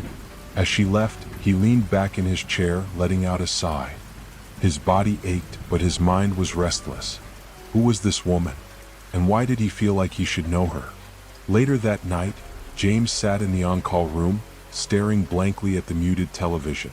Sleep eluded him. His head throbbed with a dull ache, and the buzzing of the fluorescent lights grated on his nerves. Just as he closed his eyes, his phone vibrated on the table beside him. A voicemail notification. He frowned, picking up the phone. He didn't remember hearing it ring. The message was short, barely audible. "Don't let her wake up." His blood ran cold. He replayed the message, but the voice was distorted, crackling with static. The number was blocked. James's mind raced. Was it a prank? A mistake? But as he sat there, he couldn't shake the feeling that the message was meant for him. When the woman finally opened her eyes 2 days later, James was the first to know. He entered her room cautiously, clipboard in hand, his heart pounding in his chest. She was sitting upright, staring out the window. "Good evening," he said, keeping his tone professional. "I'm Dr. Hart. You were in an accident, but you're safe now. Can you tell me your name?" Slowly, she turned to look at him. Her lips parted, and a faint, unsettling smile spread across her face. "Why did you leave me, James?" The clipboard slipped from his hand, clattering to the floor. The hospital lights flickered. James felt a chill crawl up his spine as he stared at the woman. Her voice was calm, almost tender, but her words made no sense. I don't know you," he stammered. The woman tilted her head, her smile never wavering.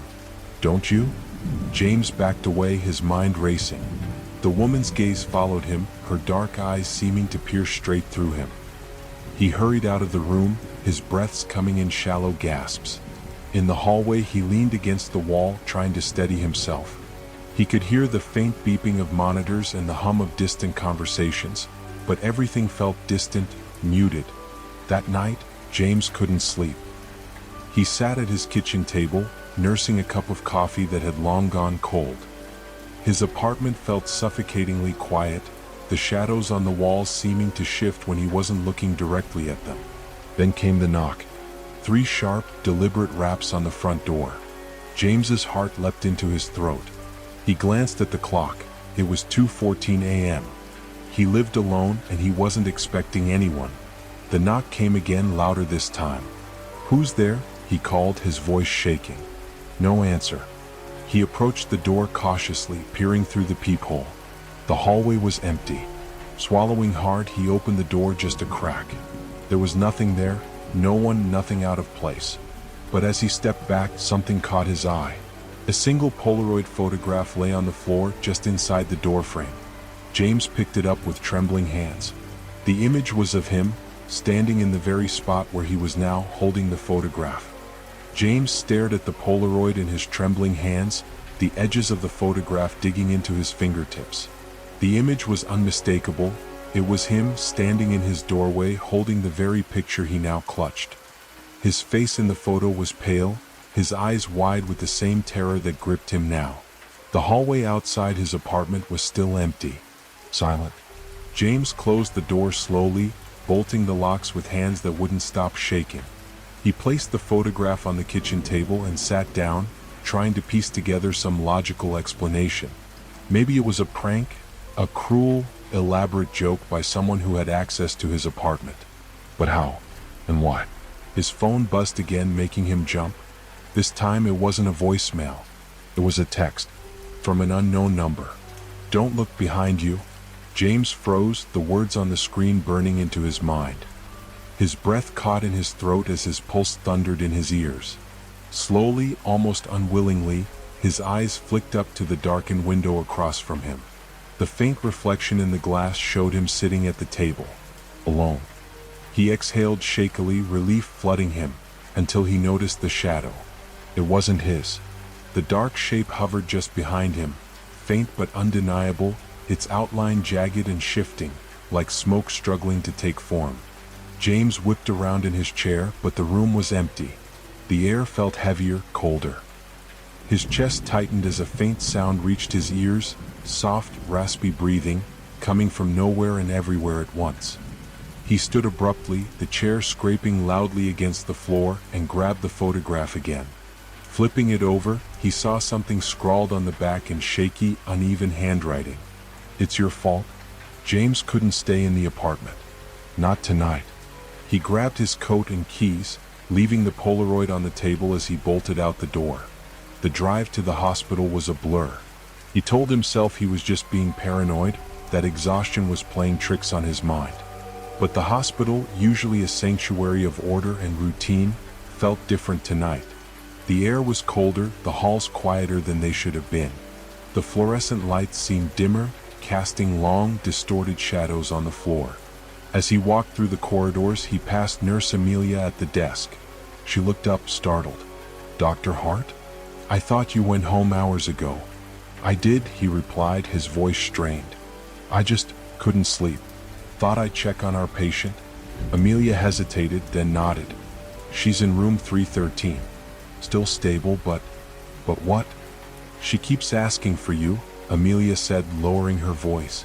"She doesn't want anyone else in the room. Just you." A chill ran down his spine. "Did she say why?" he asked. Amelia shook her head. "She just keeps saying your name, over and over." James swallowed hard and made his way to room 313. The door to the room was ajar, the faint glow of the bedside monitor spilling into the hallway. James pushed it open cautiously. The woman was sitting up in bed, her hands folded neatly in her lap. Her eyes were open now, dark and unblinking, fixed on him the moment he stepped inside. "Dr. Hart," she said softly, her voice calm and almost sweet. "You came back." James hesitated, his hand still on the doorknob. "I wanted to check on you. Can you tell me your name?" She smiled, a slow, unsettling curve of her lips. "You already know it." "No, I don't," he said firmly, stepping closer. "You were in an accident. You've been unconscious for days. You didn't have any ID and we couldn't contact anyone for you. I need to know who you are." Her smile widened. "You don't remember me, do you?" James's heart raced. There was something in her tone, a faint edge of accusation beneath the calmness. "I've never met you before," he insisted. Her expression darkened, her eyes narrowing. "That's a lie." The room suddenly felt smaller, the walls pressing in on him. "I need you to rest," James said, stepping back towards the door. "We can talk more when you're feeling better." As he turned to leave, her voice stopped him cold. "James," she said, her tone sharp now, like the snap of a bone. "You can't run from this. You can't run from me." He turned back, but she was lying down again, her eyes closed as if she'd never spoken. The rest of the night passed in a haze.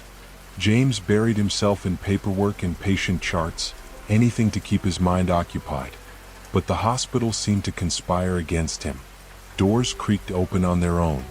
Footsteps echoed faintly in empty halls.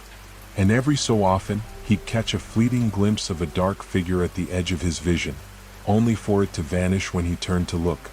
By the time his shift ended, James was exhausted. He returned to his apartment just as the sun began to rise, the weak morning light doing little to dispel the unease clinging to him.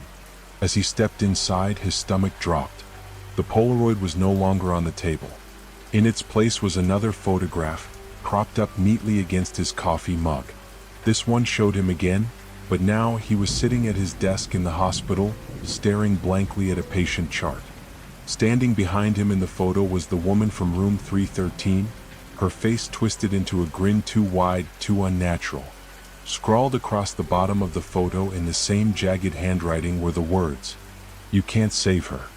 James didn't remember sitting down. One moment he was standing in his apartment, staring at the second Polaroid, and the next he was slumped in his chair, the photograph still clutched in his hand. His chest felt tight, his mind a whirlwind of fear and questions. How had the photo gotten there? And why was the woman from room 313 in it, grinning like she knew a secret that would destroy him? The air in the apartment felt suffocating, charged with an unseen presence. Every sound, the hum of the fridge, the creak of the floorboards, set his nerves on edge. James tried to rationalize it, to cling to logic. He'd been awake for too long. Exhaustion was playing tricks on his mind.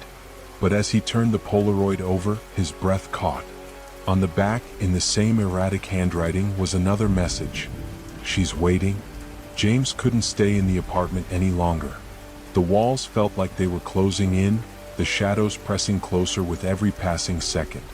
Grabbing his keys and coat, he left without looking back, the photo still clenched tightly in his fist.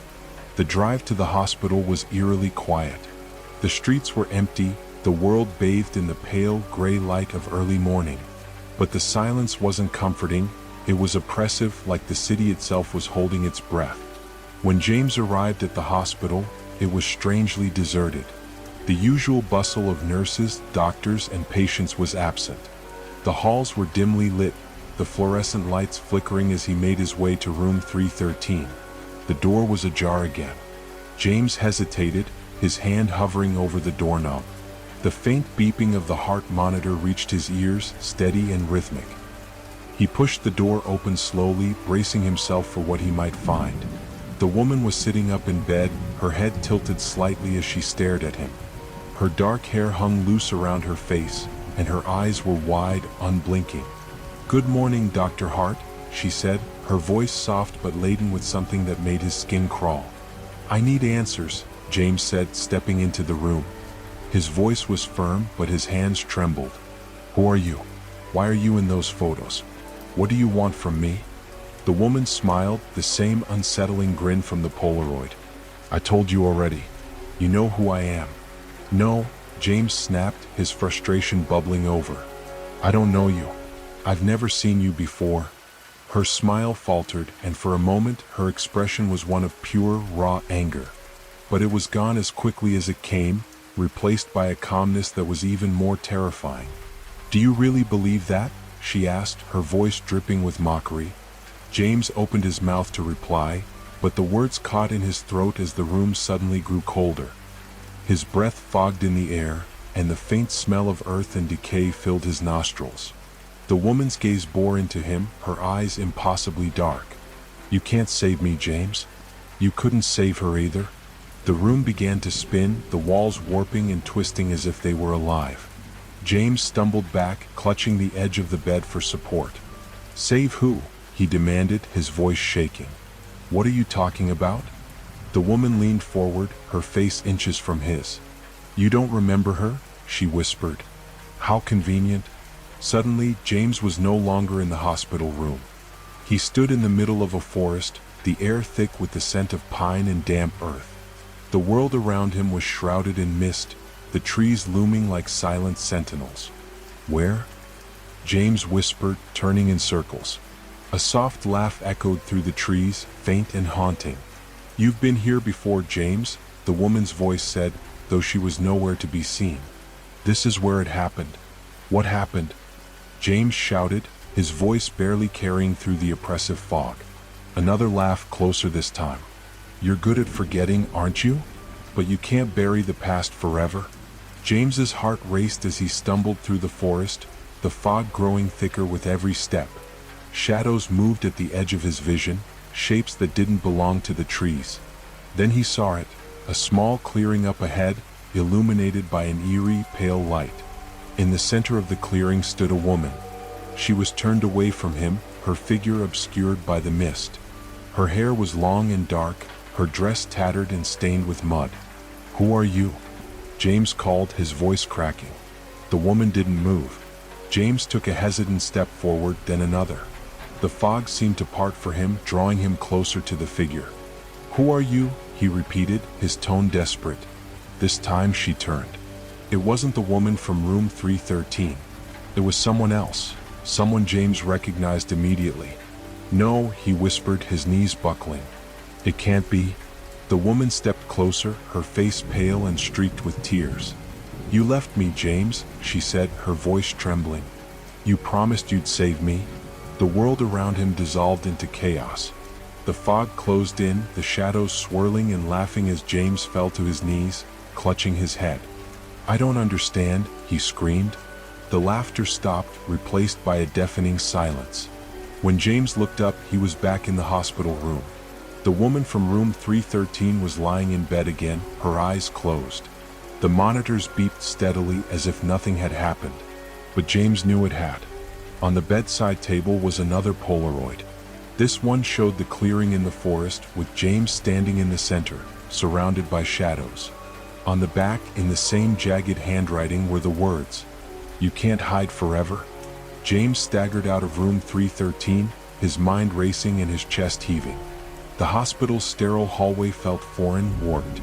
The lights buzzed faintly, flickering in and out as if the building itself was alive. He gripped the wall for balance, his thoughts a tangle of fear and disbelief. The Polaroid, the woman, the forest. It couldn't be real, could it? His fingers found the photograph in his coat pocket. Trembling, he pulled it out again and stared at the image. There he was, standing in the forest clearing, the dark shapes looming behind him. His face was twisted in fear. The back of the photo still bore the same haunting message. "You can't hide forever." A sharp noise jolted him, a crash echoing from the floor below. It was loud, metallic, as if something heavy had been dropped. James's instinct told him to stay where he was, to lock himself in an office and wait for dawn. But something else, something deeper, almost primal, urged him to move. He descended the stairwell cautiously, each step creaking under his weight. The sound had come from the basement, a part of the hospital he rarely visited. It housed old medical records and used equipment and forgotten relics of the past. The air grew colder as he approached the basement door. His hand hesitated on the handle, his breath hitching. Every fiber of his being screamed for him to turn back. But before he could make a decision, the door creaked open on its own. The corridor beyond was dark, the faint smell of mildew wafting up to meet him. James took a cautious step inside, his footsteps echoing eerily. "Hello?" he called, his voice trembling. Silence. He fumbled for the light switch, but the hallway remained shrouded in shadows. The only illumination came from a flickering bulb at the far end. As James moved deeper into the corridor, he noticed something strange. The walls, once smooth and painted a dull hospital beige, were now cracked and streaked with what looked like scratches. Long, deep gouges marred the surface, as if something had clawed at them in desperation. His footsteps faltered when he heard it, a faint, rhythmic tapping. Tap, tap, tap. It was coming from one of the storage rooms. James swallowed hard, forcing himself to keep moving. The tapping grew louder, more insistent. It was almost hypnotic, drawing him closer despite every instinct screaming at him to stop. He reached the door where the sound was loudest. The small, frosted window in the center was fogged, obscuring whatever lay inside. "Is someone in there?" he asked, his voice barely above a whisper. The tapping stopped. James's hand hovered over the doorknob. A beat of silence passed. Then, from the other side of the door, a voice whispered, "James?" His heart skipped a beat. The voice was soft, almost childlike, but unmistakably familiar. "Who's there?" he demanded, his voice rising. No response. James hesitated, then turned the knob. The door swung open with a low groan, revealing a room that seemed untouched for decades. Old filing cabinets lined the walls, their contents spilling out in messy heaps. The single bulb overhead flickered, casting erratic shadows. At first, the room appeared empty. Then he saw her. In the far corner, crouched on the floor, was a figure. Her back was to him, her long, dark hair tangled and matted. She rocked back and forth, her movements jerky and unnatural. "Ma'am?" James said cautiously, stepping inside. The figure froze, her rocking ceasing abruptly. "Are you hurt?" he asked, his voice shaking. Slowly, impossibly, she began to rise. Her limbs moved in ways that defied anatomy, her joints bending and twisting as she stood. James stumbled back, his breath catching in his throat. The woman turned to face him and his stomach dropped. It was the woman from room 313. But her face, it wasn't right. Her features were distorted, stretched and warped as if someone had taken her image and pulled it apart. Her eyes were too wide, her mouth a jagged slash that curved unnaturally upward. "You can't run, James," she said, her voice echoing strangely. He bolted from the room, his heart pounding in his chest. The corridor stretched endlessly before him, the flickering light casting monstrous shadows on the walls. Behind him, the sound of footsteps followed, fast, erratic, growing louder with each passing second. James didn't dare look back. He raced up the stairs, his lungs burning, his legs threatening to give out. When he burst through the door to the main floor, the footsteps stopped. The hospital was silent again. James collapsed into a chair at the nurse's station, gasping for air. Amelia appeared from around the corner, her face etched with concern. "Dr. Hart? Are you okay?" James nodded weakly, unable to speak. "You look like you've seen a ghost," she said, offering him a cup of water. James stared at her, his mind racing. Should he tell her what he'd seen? Would she even believe him? Before he could respond, a voice crackled over the intercom. "Dr. Hart to room 313. Dr. Hart to room 313. James froze, the cup slipping from his grasp and shattering on the floor. "That's impossible," he whispered. "I was just there." Amelia frowned. "Dr. Hart, are you sure you're all right?" The intercom buzzed again, the voice repeating the call. James stood on unsteady legs, his body moving as if compelled by an unseen force. He didn't want to go back, but something pulled him, an invisible thread tightening around his chest. As he approached room 313, the door was already open. The lights inside flickered wildly, casting the room in alternating shadows and harsh light. The woman was gone. The bed was empty, the sheets rumpled as if someone had left in a hurry. On the pillow, another Polaroid waited for him. This time, the photograph showed James standing in the basement storage room, staring at the distorted woman as she loomed over him. On the back, in that same jagged handwriting, was a single word: "Remember."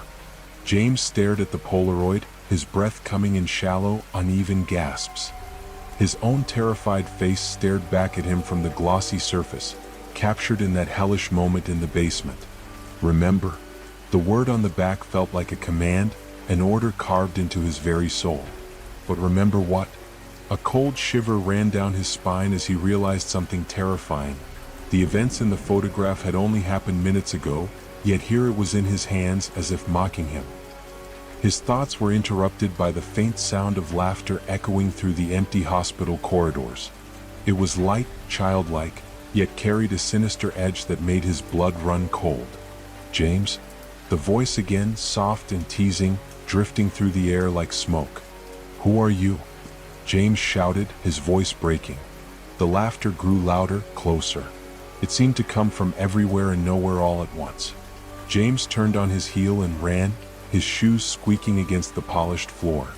He didn't have a destination in mind, he only knew he had to get away. He found himself in the hospital's old wing, a part of the building that had been shut down years ago. The air here was thick, heavy with the scent of decay and abandonment. The walls were cracked, peeling, and the lights flickered weakly, casting long, wavering shadows. James's footsteps echoed in the silence as he walked cautiously down the corridor. The laughter had stopped, but the oppressive sense of being watched remained. At the end of the hall stood a door he didn't recognize. It was made of dark wood, unlike the sterile metal ones that filled the rest of the hospital. Carved into its surface were strange symbols, shapes that seemed to shift and writhe when he looked at them too long. A faint, rhythmic thumping came from the other side. James hesitated, his hand trembling as it reached for the handle. The cold metal sent a jolt up his arm as he turned it, pushing the door open. The room beyond was nothing like the rest of the hospital. The walls were covered in blackened, crumbling wallpaper. The floor was strewn with dirt and broken glass. In the center of the room stood an old operating table, its surface rusted and stained, and on the table lay a body. James froze, his mind screaming at him to run. But something compelled him to move closer, his legs carrying him against his will. The body was covered with a sheet, its outline disturbingly human. "Don't," a voice whispered behind him, so close it sent a shockwave of terror through his body. James spun around, but no one was there. When he turned back to the table, the sheet was gone. The body underneath was revealed, a woman, her face pale and sunken, her eyes wide open and unseeing. James's breath caught in his throat as recognition hit him like a freight train. It was the woman from room 313. But this time she was lifeless. "What is this?" James stammered, backing away. The woman's head suddenly snapped toward him, her unblinking eyes locking onto his. "You let it happen," she said, her voice a guttural rasp. James stumbled, his back hitting the wall. "I don't understand. Let what happen?" "You failed me," the woman whispered. Her lips didn't move, but her voice echoed in his head, growing louder and louder. "You left me." The room began to spin, the walls twisting and contorting as a deafening roar filled James's ears. The lights overhead burst one by one, plunging the room into darkness. James closed his eyes, his hands covering his ears as he sank to the floor. And then, silence. When he opened his eyes, he was no longer in the hospital. He was back in the forest. The mist hung heavy in the air, curling around the trees like ghostly tendrils. The scent of damp earth and pine needles filled his nostrils. "No," James whispered, his voice trembling. "Not again." A figure stood in the clearing ahead, partially obscured by the fog. It wasn't the woman this time, it was smaller, thinner. A child. James's heart pounded as he approached the figure. The child didn't move, their back turned to him. "Who are you?" James called, his voice shaky. The child slowly turned, and James's stomach dropped. It was a little girl, no older than 6 or 7. Her face was pale, her eyes wide and glassy. She wore a tattered dress, stained with dirt and blood. "Why didn't you save me, James?" the girl asked, her voice soft but accusing. I don't know you," James stammered, shaking his head. "I didn't." The girl stepped closer, her bare feet soundless against the forest floor. "You promised you'd help, but you didn't. You left me." James's mind reeled. The girl's face was unfamiliar, but there was something about her voice, her presence, that struck a chord deep within him. I don't understand," he said, his voice breaking. The girl's expression hardened, her eyes darkening. "You don't remember, but you will." The forest erupted into chaos. The trees groaned and twisted, their branches reaching for him like claws. The mist thickened, swallowing him whole. James tried to run, but the ground beneath him gave way and he was falling into an endless abyss. He awoke with a gasp, back in the hospital. He was lying on the floor outside room 313, the Polaroid clenched in his hand. The photo had changed again. This time, it showed the little girl standing in the clearing, her face twisted into an expression of rage. On the back, the message had been replaced with new words. "She's coming." James lay motionless on the cold hospital floor, his heart hammering in his chest. The Polaroid in his trembling hand burned as though it carried a piece of the abyss he had just escaped. "She's coming." The words seared into his brain, replaying over and over like a taunting mantra. Who was she? The woman? The girl? Something worse? The hospital felt different now, wrong in a way James couldn't put into words. The hum of fluorescent lights had disappeared, leaving an oppressive silence that pressed against his ears. Even the faint smell of antiseptic seemed to have been replaced by something dank and decaying. And then came the sound. A low, guttural growl reverberated through the hallway. It wasn't human. It wasn't animal. It was something in between, a twisted, broken sound that made James's blood run cold. He scrambled to his feet, his eyes darting down the dimly lit corridor. The growl came again, louder this time, and accompanied by a wet, slithering noise. James's instincts screamed at him to run, but his legs felt like lead. With every ounce of willpower, he forced himself to move, his steps unsteady as he retreated toward the elevator. The growling grew closer, and with it came a new sound, whispers. Countless voices murmuring in unison, overlapping and indistinct, like the faint echo of a crowd just out of sight. James's hand slammed against the elevator button, his breath hitching as he watched the numbers above the door crawl downward at an agonizing pace. "Hurry," he muttered, his voice trembling. The whispers grew louder, the growling more guttural.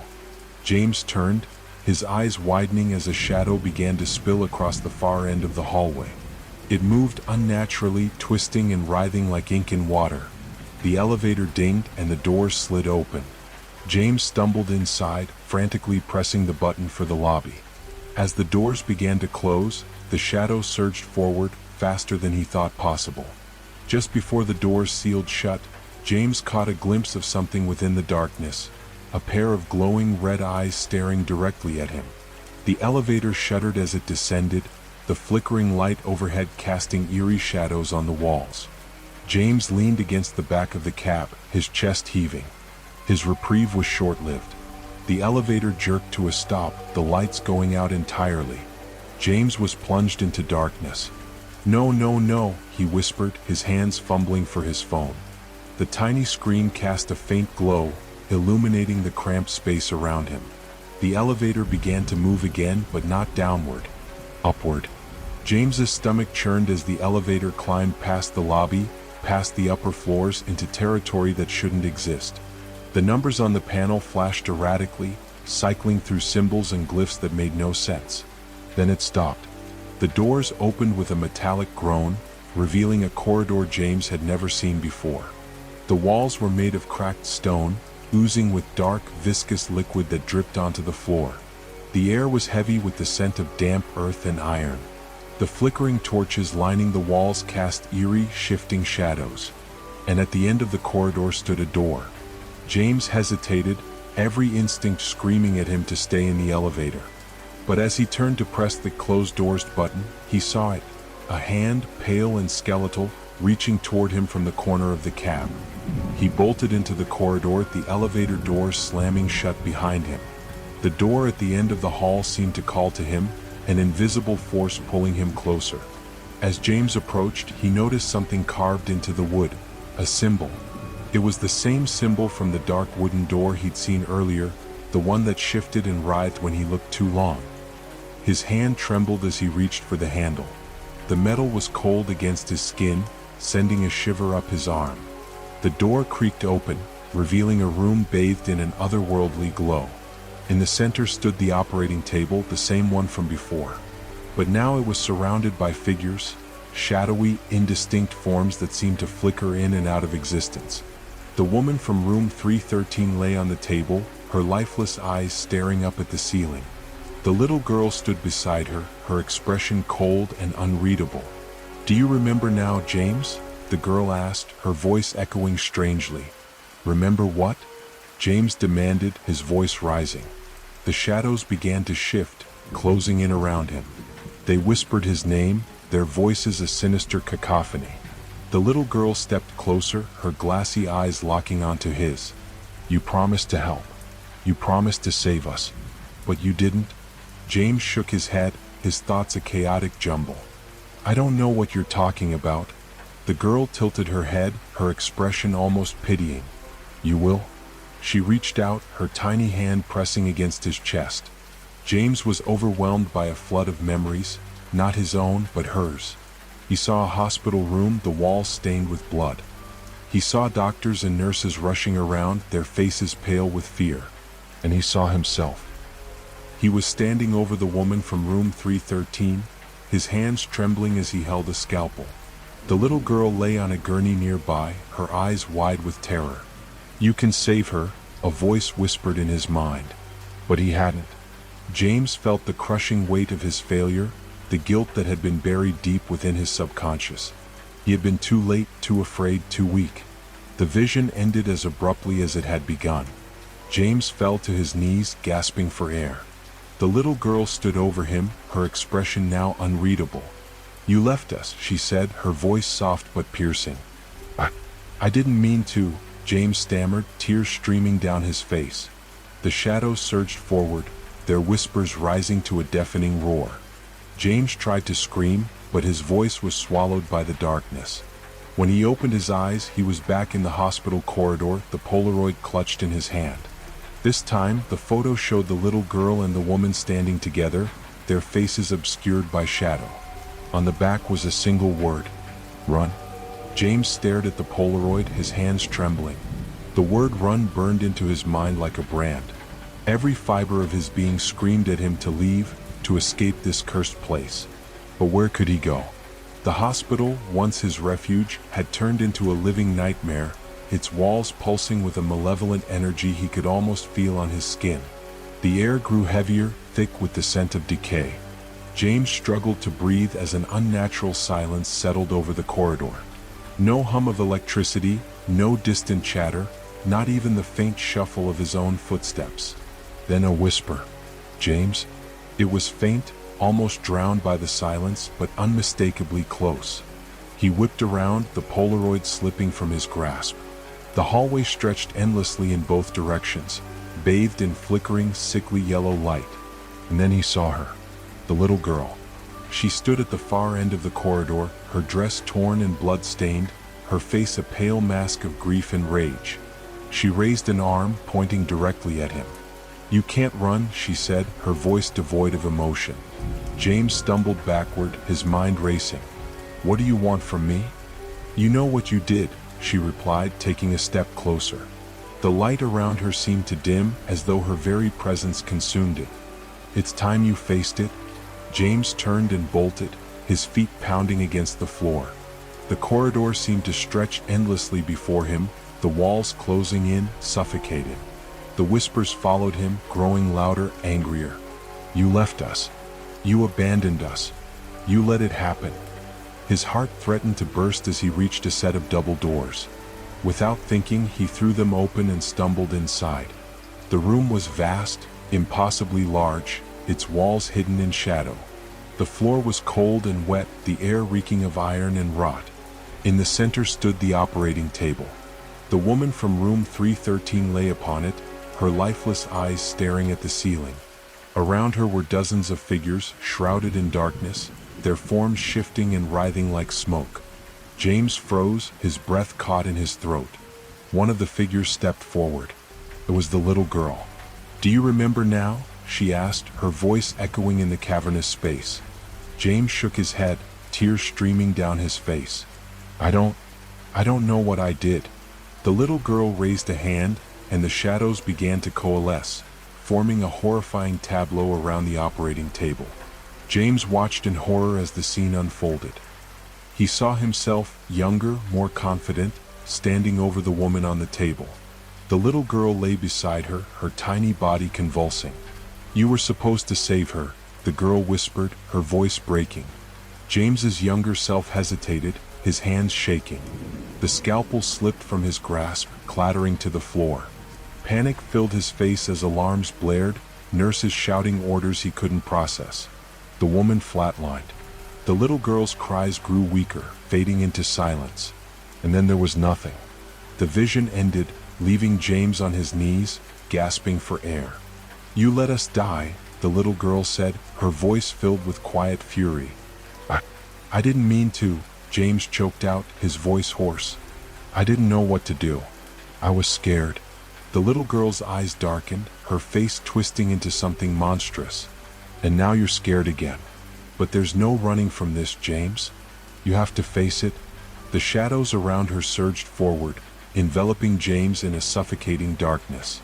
He screamed, but no sound escaped. When he awoke, he was back in his office. The harsh fluorescent lights buzzed overhead, the faint scent of antiseptic filling the air. Everything looked normal, too normal. James sat at his desk, staring at the Polaroid in his hand. It was blank. A knock at the door startled him. "Dr. James?" A nurse called from the hallway. "We need you in room 313. His blood turned to ice. "No," he whispered, shaking his head. "Not again." The nurse knocked again, more insistently. "Dr. James?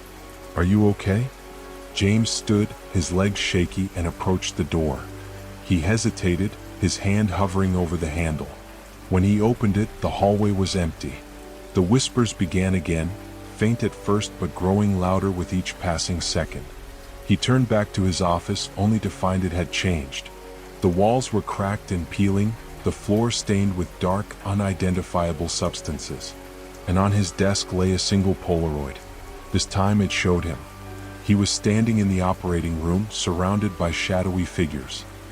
His face was contorted in terror, his eyes wide and unseeing.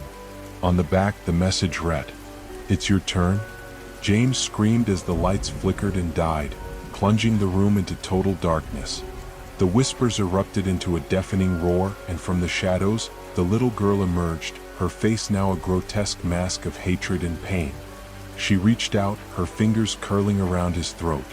"You'll never leave," she whispered, her voice filled with malice. "Just like us." The darkness swallowed James whole, leaving nothing behind but the faint echo of his screams. The hospital stood silent and imposing under the pale moonlight, its windows dark, its corridors empty. To the outside world, it was just another building, a place where lives were saved or lost. But for those who lingered too long, whispers of its past began to creep into their minds. Stories of doctors who disappeared, patients who were never discharged, and rooms that seemed to exist only in the shadows. Room 313 was sealed off after Dr. James vanished. Staff whispered about the screams that echoed from its walls late at night, though none dared investigate. The Polaroid camera that sat on James's desk remained, untouched and gathering dust, a silent sentinel to what had transpired. But some nights, when the air was heavy and the hospital eerily still, the camera clicked on its own. A new photo would appear, sliding out with a faint mechanical whir. It always showed the same thing. A figure standing alone in a darkened corridor, their face frozen in a silent scream. And on the back, the same chilling message, "It's your turn." Those who saw the photos never spoke of them. But the hospital staff learned quickly. Avoid the camera, avoid room 313, and avoid speaking of Dr. James. Because some doors, once opened, can never be closed. And the shadows? They're always watching, waiting for someone new to take their turn. In the small, forgotten town of Black Hollow, 3 strangers, Lucas, Amelia, and Ezra, were drawn together by an unsettling connection. Each of them had been hearing the same voice in their dreams. It whispered their names, begged them to come to the old church at the edge of town, and warned them of a shadow creeping closer. They tried to ignore it, dismiss it as coincidence, but when the church bell rang out one night, a bell that hadn't worked in 50 years, they knew they couldn't stay silent anymore. What was calling them, and why did it seem to know their darkest secrets? The night the bell rang, Black Hollow felt different. The air was thick, pressing against the skin like a humid, uninvited embrace. Lucas was the first to hear it. He'd been locking up his diner after a long shift, humming a tune he couldn't place, when the haunting chime echoed through the silent streets. His hands froze mid-turn of the lock.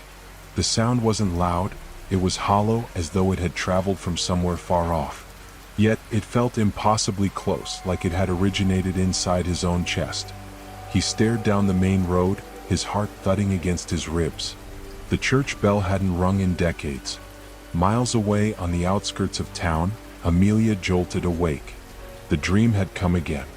She was walking through the woods, barefoot, her hands shaking as she pushed aside thorny branches. A figure stood in the distance, shadowed and unmoving, calling her name in a low, melodic voice.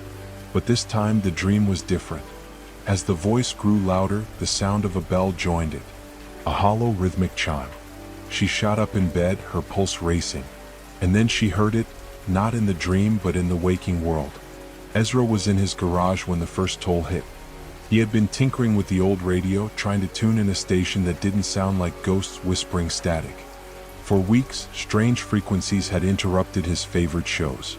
Tonight, it was worse, snippets of broken words, garbled voices that almost sounded like his name.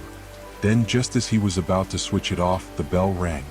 The garage door shuddered like a sharp wind had hit it. Ezra stood, his knuckles white as he gripped the edge of the workbench. It wasn't the kind of sound one could mistake. The church bell. Long dead like so much else in Black Hollow. By midnight, Lucas, Amelia, and Ezra found themselves converging near the church. It was instinctive, as though their feet were moving of their own accord. "I didn't think anyone else would come," Amelia whispered, her voice trembling. "I couldn't not come," Lucas muttered, glancing over his shoulder. "Something's wrong?" Ezra didn't say anything. He stood a little apart from them, staring up at the church tower. The bell was still. The building itself loomed, blackened by years of weather and neglect, its windows gaping like empty eyes. "Did you hear it?" Amelia asked, breaking the silence. Lucas nodded. Clear as day. Ezra finally spoke, his voice low and sharp. "It wasn't just the bell. The voice, it's been calling me." Lucas turned to him, his brow furrowing. "The voice? What voice?" Before Ezra could answer, a gust of wind swept through the square, carrying with it the faintest whisper. Amelia's breath caught. She turned to the others, her face pale. "Did you hear that?" she asked, her voice barely above a whisper. "Hear what?" Lucas asked. "It said my name," she stammered. "It said my name." The church doors creaked open. No one touched them. The three of them stared, frozen in place. Inside, the darkness seemed alive, moving in waves that licked at the threshold. "I'm not going in there," Lucas said, his voice shaking. "Then why are your feet moving?" Ezra asked, his tone devoid of sarcasm. Lucas looked down and realized Ezra was right. They were all stepping forward, drawn by an invisible force. Amelia clutched at her pendant, whispering a prayer under her breath. As they crossed the threshold, the heavy doors slammed shut behind them. For a moment there was silence. Then, from deep within the shadows, a voice echoed, a voice each of them recognized, though they'd never heard it the same way twice. "Welcome home." The silence that followed the voice was suffocating, like the walls of the church were holding their breath. Lucas, Amelia, and Ezra stood frozen, the darkness pressing around them like a living thing. "Who said that?" Lucas demanded, his voice barely masking the tremor in his throat. No answer. Instead, the air grew colder, sharp enough to sting their skin. Ezra shivered and took a cautious step forward. His boots echoed on the wooden floor, the sound swallowed almost immediately by the oppressive blackness. "This isn't real," Amelia whispered, clutching her pendant tighter. "It can't be." "It's real," Ezra said flatly. "Too real." As if in response, a faint whisper skittered through the room. It was soft, fragmented, almost like 1,000 voices layered over one another. They strained to listen, but the words refused to align, slipping through their grasp like grains of sand. And then all at once the whispering stopped. "Turn back," a single voice murmured, so close to Lucas's ear he flinched. "Who's there?" he yelled, spinning around. His flashlight flickered to life, the beam trembling as it cut through the gloom. The light illuminated the rows of broken pews, their wood warped and splintered with age. Cobwebs hung in thick, undisturbed sheets, swaying gently as though something had just brushed past them. "Don't shine it there," Amelia hissed, grabbing his arm. "Why not?" Lucas snapped, but when he turned to look at her, her eyes weren't on him. They were fixed on the far corner of the room where the light had landed. Something was moving. The shadows twisted unnaturally, folding and curling in on themselves, like smoke trapped in an invisible jar. Lucas's flashlight stuttered again, and for a brief moment, he thought he saw a face in the darkness.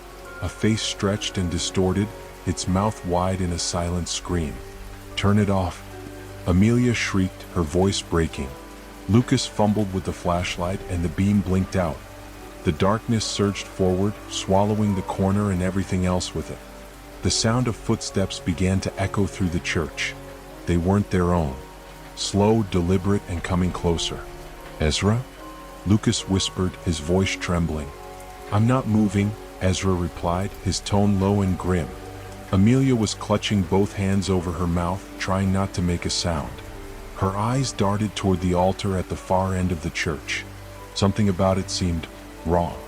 The closer she looked, the more it seemed to shift and writhe as though it were alive. The footsteps stopped. A sudden, harsh scraping sound filled the room, like nails dragging across stone. Ezra's breath caught as he realized it was coming from the walls. "No," he muttered under his breath, backing away. "No, no, no. What is it?" Amelia asked, her voice barely audible. The walls, Ezra said, pointing a trembling finger. They're moving. Lucas and Amelia turned to look, and their hearts sank. The once static stone walls of the church were now pulsating, swelling and contracting like a grotesque, breathing organism. Dark streaks began to appear, oozing down the walls like thick tar. "It's alive," Amelia whispered, tears streaming down her face. "The whole place is alive." Suddenly, the voice returned, louder this time, echoing from every direction. "You were warned," it hissed. "You should not have come." A deafening bang reverberated through the room, and the church floor beneath them began to crack. The fissures glowed faintly, a sickly red light pouring out from below. "We need to get out of here," Lucas yelled, grabbing Amelia's arm. Ezra shook his head. "The door's gone." "What do you mean it's gone?" Lucas snapped, his voice rising in panic. Ezra pointed to the back of the church, where the massive wooden doors had been. They were no longer there. Instead, there was only an unbroken stretch of stone wall. "That's impossible," Lucas cried. "No," Amelia whispered, her voice hollow. "It's not." The light from the cracks grew brighter, and a low rumble shook the floor. Something was rising from the depths, its shadow stretching across the room. "Do you feel that?" Amelia asked, her voice barely audible. "Feel what?" Lucas replied, his breath coming in shallow gasps. "The ground, it's cold," she said, her teeth chattering. Ezra reached down and placed his hand on the floor. It wasn't just cold, it was freezing, the kind of cold that burned. He yanked his hand back, his fingertips pale and stiff. And then they saw it, a hand, clawed and skeletal, emerging from one of the cracks. It was followed by another, and then another. "Oh my God," Lucas whispered, his voice breaking. The hands clawed at the floor, pulling up something massive. Its form was obscured by shadows, but the glow from the cracks illuminated its jagged edges, its unnatural angles. "Run," Ezra said, his voice barely more than a whisper. "Where?" Amelia asked, her eyes wide with terror. "I don't care," Ezra snapped. "Just run." But as they turned to flee, the voice spoke again, freezing them in their tracks. "You cannot leave. You belong to me now." The shadows surged forward, wrapping around their legs like living chains. They screamed, their voices lost in the roar of the cracking floor. And then, just as suddenly as it had begun, everything stopped. The rumbling ceased, the light from the cracks faded, and the oppressive cold lifted. But the voice, it lingered. "We are not done yet." For a moment it felt like time itself had paused. The church was eerily quiet, as if waiting for something to break the silence. The three of them stood paralyzed, their breath fogging in the unnaturally cold air. Lucas's heart pounded as he glanced around. Did it stop?" he whispered. Amelia didn't answer. Her eyes were locked on the altar, her face pale as ash. Ezra, too, was staring, his mouth slightly open. "Look," Amelia finally managed to say, her voice trembling. The altar was no longer empty. Candles had appeared, their flames burning an unnatural shade of green. Behind them, a figure was barely visible, its form indistinct but horrifyingly wrong. It didn't seem to be human, its proportions twisted and elongated in ways that defied reason. "Who's there?" Ezra demanded, his voice rough with fear. The figure didn't respond. Instead, it leaned forward, and as it moved, the shadows around it seemed to ripple and stretch toward them, like they were alive. Amelia gasped and stumbled back. "It's watching us." Lucas shook his head, trying to steady himself. "It's not real. It can't be real." But the figure moved again, its head tilting at an unnatural angle. A sound filled the room, like glass cracking under immense pressure. It wasn't coming from the figure itself, but from the walls around them. The whispering returned, louder this time, a cacophony of voices that overlapped and rose into a deafening crescendo. "They know. They shouldn't be here. Make them see." Lucas clutched his head, trying to block out the noise, but it was inside him, vibrating in his skull. "Stop it. Make it stop." Suddenly the whispers ceased. The abrupt silence was so jarring that it felt louder than the noise had been. And then the figure behind the altar spoke. "You cannot run from what you've done, what we've done." Amelia whispered, her voice breaking. "We didn't do anything." The figure tilted its head further, its shadow stretching toward them. Its voice was slow and deliberate, dripping with malice. "Lies will not save you here. Show them." The air shifted, heavy with an unexplainable weight, and the room around them began to change. The pews dissolved into ash, the walls seemed to melt, and the church itself warped into something else entirely. They were no longer standing in the decrepit old church. Instead, they were in the middle of a dense forest. The trees loomed tall and gnarled, their branches twisting into grotesque shapes that resembled skeletal hands. The ground beneath them was soft and damp, and the air smelled of decay. "What is this?" Lucas asked, spinning around. Amelia shook her head, tears streaming down her face.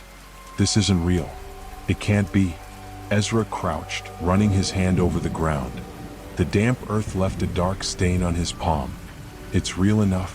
A sound broke through the stillness, a soft, wet squelching noise, like something dragging itself through the muck. "Do you hear that?" Amelia asked, her voice barely audible. Lucas nodded, his eyes scanning the darkness. "It's coming from over there."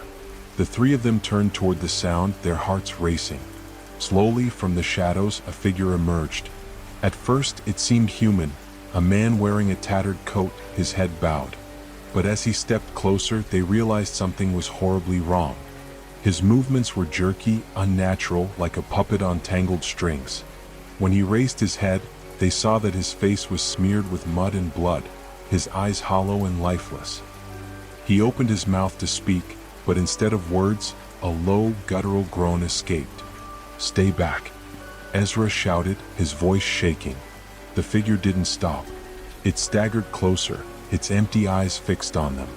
"Don't let it touch you," Amelia screamed, grabbing Lucas's arm. Suddenly, more figures began to emerge from the trees. Men, women, even children, all with the same hollow eyes and jerky movements. They dragged themselves toward the trio, their groans echoing through the forest. "We have to move," Lucas yelled, pulling Amelia with him. Ezra didn't need convincing. The three of them broke into a run, dodging between the twisted trees. The sound of the figures pursuing them grew louder, their groans blending into a horrifying chorus. They ran until their lungs burned and their legs felt like they would give out. Finally, they stumbled into a clearing. In the center stood a single, massive tree. Its bark was blackened, its roots sprawling like veins across the ground. Amelia fell to her knees, gasping for breath. What were those things?" "Dead," Ezra said grimly. "They were dead." Lucas turned to him, his face pale. "How is any of this possible?"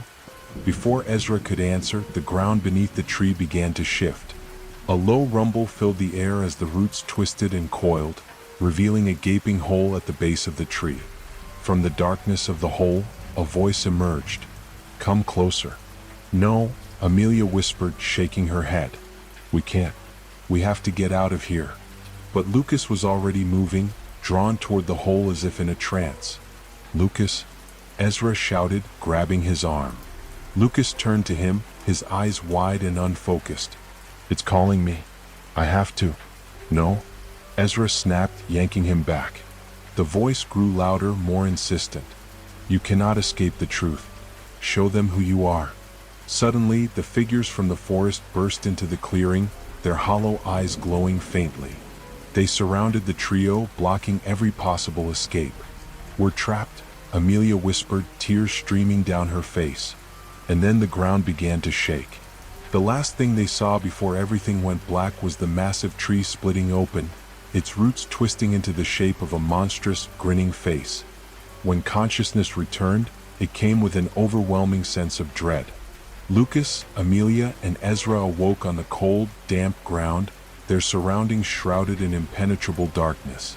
The air was thick with the smell of damp earth and decay, and the silence was suffocating.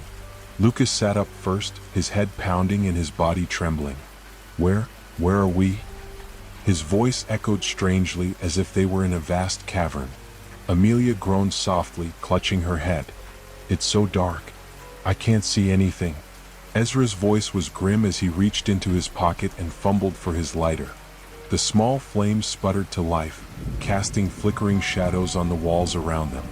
They were in a narrow tunnel, the walls slick with moisture and covered in strange, spindly markings that looked like claw scratches. "This doesn't feel like the forest," Ezra muttered, his voice low. "It isn't," Amelia whispered. She was staring at the markings, her face pale.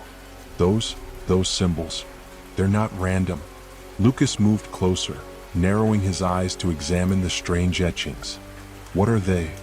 "They're warnings," Amelia said, her voice trembling. "Or maybe curses?"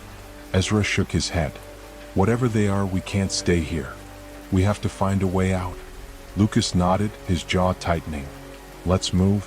The trio began to navigate the tunnel, the flickering flame of Ezra's lighter their only guide. The passage was cramped, forcing them to move single file, and the air grew colder with every step. "Does anyone else feel like we're being watched?" Amelia asked, her voice barely above a whisper. Ezra glanced over his shoulder but saw nothing.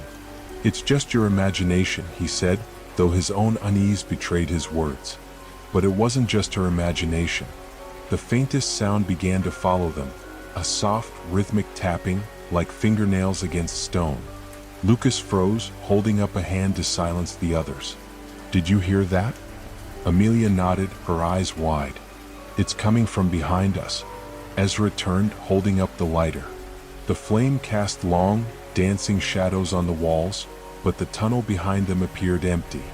"There's nothing there," Ezra said, though his voice lacked conviction. The tapping grew louder, closer, and more erratic, echoing off the walls like a dozen unseen hands drumming against the stone. "Run," Lucas whispered. They didn't need to be told twice. The tunnel twisted and turned, branching off into countless dark passages. They ran blindly, the sound of the tapping growing into a chaotic cacophony that seemed to come from every direction. "What is that?" Amelia cried, her voice filled with panic. "I don't want to find out," Lucas shouted back. Ezra's lighter flickered dangerously, the flame threatening to go out. He cupped his hand around it, trying to shield it from the cold, damp air, but the shadows seemed to close in around them, growing thicker and more oppressive. And then, without warning, the ground beneath Amelia's feet gave way. She screamed as she fell, her voice fading into the depths below. "Amelia!" Lucas shouted, skidding to a halt. He dropped to his knees, peering into the dark hole. "Amelia, are you okay?" Her voice came back, faint and trembling. I'm alive, but I can't see anything." Ezra knelt beside him, holding the lighter over the edge. The flame illuminated a sheer drop, with jagged rocks jutting out at odd angles. Amelia was lying on a narrow ledge about 10 feet down, her face pale and her eyes wide with fear. "We'll get you out of there," Lucas said, his voice firm. "Just hold on."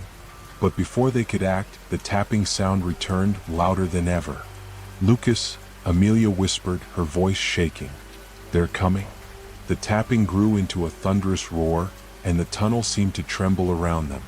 Ezra and Lucas looked up to see figures emerging from the darkness, distorted shapes with two long limbs and faces that seemed to shift and blur. Their movements were unnatural, jerky, as if they were being pulled forward by invisible strings. "They're here," Ezra said, his voice low and filled with dread. Lucas grabbed a loose rock from the ground and hurled it at the nearest figure. It passed straight through as if the creature were made of smoke. "What do we do?" Lucas shouted. "Keep moving," Ezra yelled, grabbing his arm. "We can't help her if we're dead." Lucas hesitated, his gaze darting between the approaching figures and Amelia below. "I'm not leaving her." Amelia looked up at him, tears streaming down her face. "Lucas, go. You have to go." "I can't." "You have to," she screamed. Ezra grabbed Lucas and dragged him away, the two of them running deeper into the tunnels. The creatures didn't seem to notice Amelia, their hollow eyes fixed on the fleeing pair. "I swear we'll come back for her," Ezra said, his voice tight. Lucas didn't respond, his chest heaving with guilt and terror. The tunnel opened into a vast cavern, its walls covered in the same claw-like markings. In the center of the room was a pool of dark, still water. "What is this place?" Lucas asked, his voice barely audible. Ezra shook his head. "I don't know. But I don't think we're alone." The water began to ripple, faint at first, then violently. Something was rising from the depths, its form obscured by the inky blackness. Lucas took a step back, his heart pounding. What is that?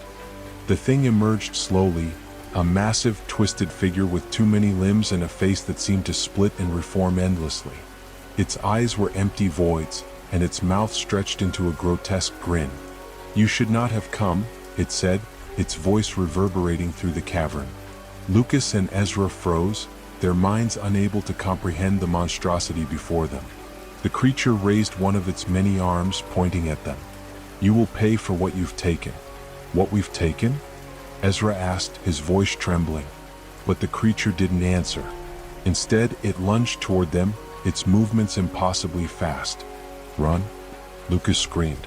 They turned and sprinted back into the tunnel, the creature's laughter echoing behind them. The walls seemed to close in, the passage narrowing and twisting unnaturally.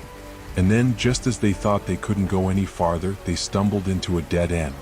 The laughter stopped, and the darkness closed in. The silence was deafening. The air pressed against Lucas and Ezra like a living thing, thick with an almost tangible malice. They stood frozen at the dead end, their breaths ragged and shallow. Ezra raised his lighter, the tiny flame flickering weakly as if it too was afraid. "This can't be it," he muttered, his voice shaking. "There has to be another way." Lucas pressed his hands against the cold stone wall in front of them, feeling for any cracks, any sign of an escape. "It's just rock," he whispered, panic creeping into his voice. The laughter returned, soft and cruel, echoing from the darkness behind them. Ezra turned, his eyes wide. "It's still here." Before Lucas could respond, the ground beneath them began to tremble.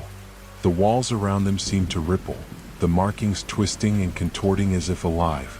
A voice emerged from the shadows, deep and guttural. "You cannot escape yourselves." "What does that mean?" Lucas shouted, his voice cracking. "What do you want from us?" The voice didn't answer. Instead, the shadows in the tunnel began to shift, forming vague humanoid shapes. They stepped forward slowly, their movements deliberate and unnerving. Ezra grabbed Lucas's arm. "We have to fight. We don't have a choice." "With what?" Lucas snapped, gesturing at their empty hands. Ezra didn't answer. He stepped forward, raising the lighter like it was a weapon. The flame flickered brighter, casting harsh shadows on the walls. "Stay back," he yelled, his voice echoing in the confined space. The figures hesitated, their forms flickering like smoke caught in a draft. But then, as if emboldened, they surged forward. The first shadow lunged at Ezra, its form twisting and stretching unnaturally. He swung the lighter at it, the flame flaring brightly as it made contact. The creature shrieked and dissolved into wisps of smoke, but two more took its place. Lucas grabbed a jagged rock from the ground and swung it wildly at another shadow.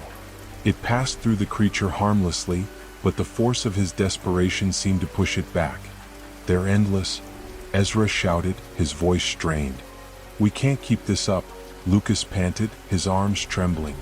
The shadows pressed closer, their forms becoming more distinct. Faces began to emerge, faces that were hauntingly familiar. Lucas froze as he recognized one of them. No, that's not possible. The shadow before him had his own face, twisted into an expression of rage and despair. "Why did you leave her?" the shadow hissed, its voice low and venomous. Lucas staggered back, his heart pounding. "What are you talking about?" "You abandoned her," the shadow said, stepping closer. "She trusted you and you left her to die." Ezra turned, his own face pale. "Lucas, don't listen to it. It's trying to mess with your head." But Lucas couldn't look away. The shadow's eyes burned into him, its words cutting deep. "She screamed for you and you ran." Lucas dropped the rock, his hands shaking. I didn't have a choice."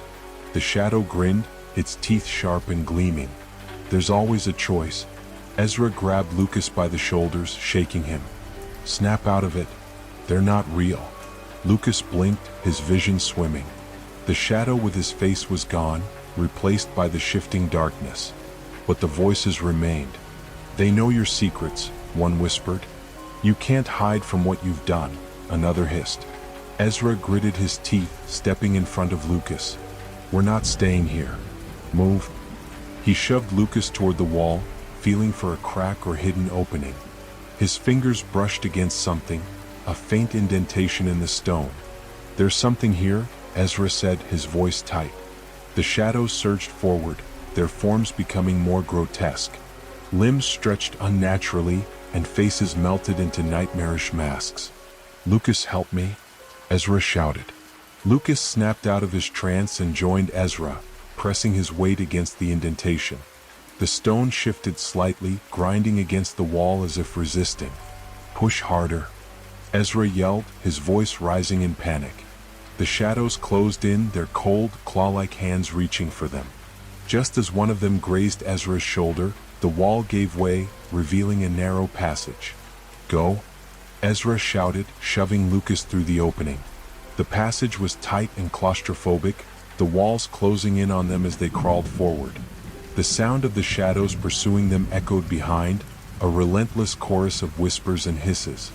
Lucas's hands and knees scraped against the rough stone, but he didn't stop.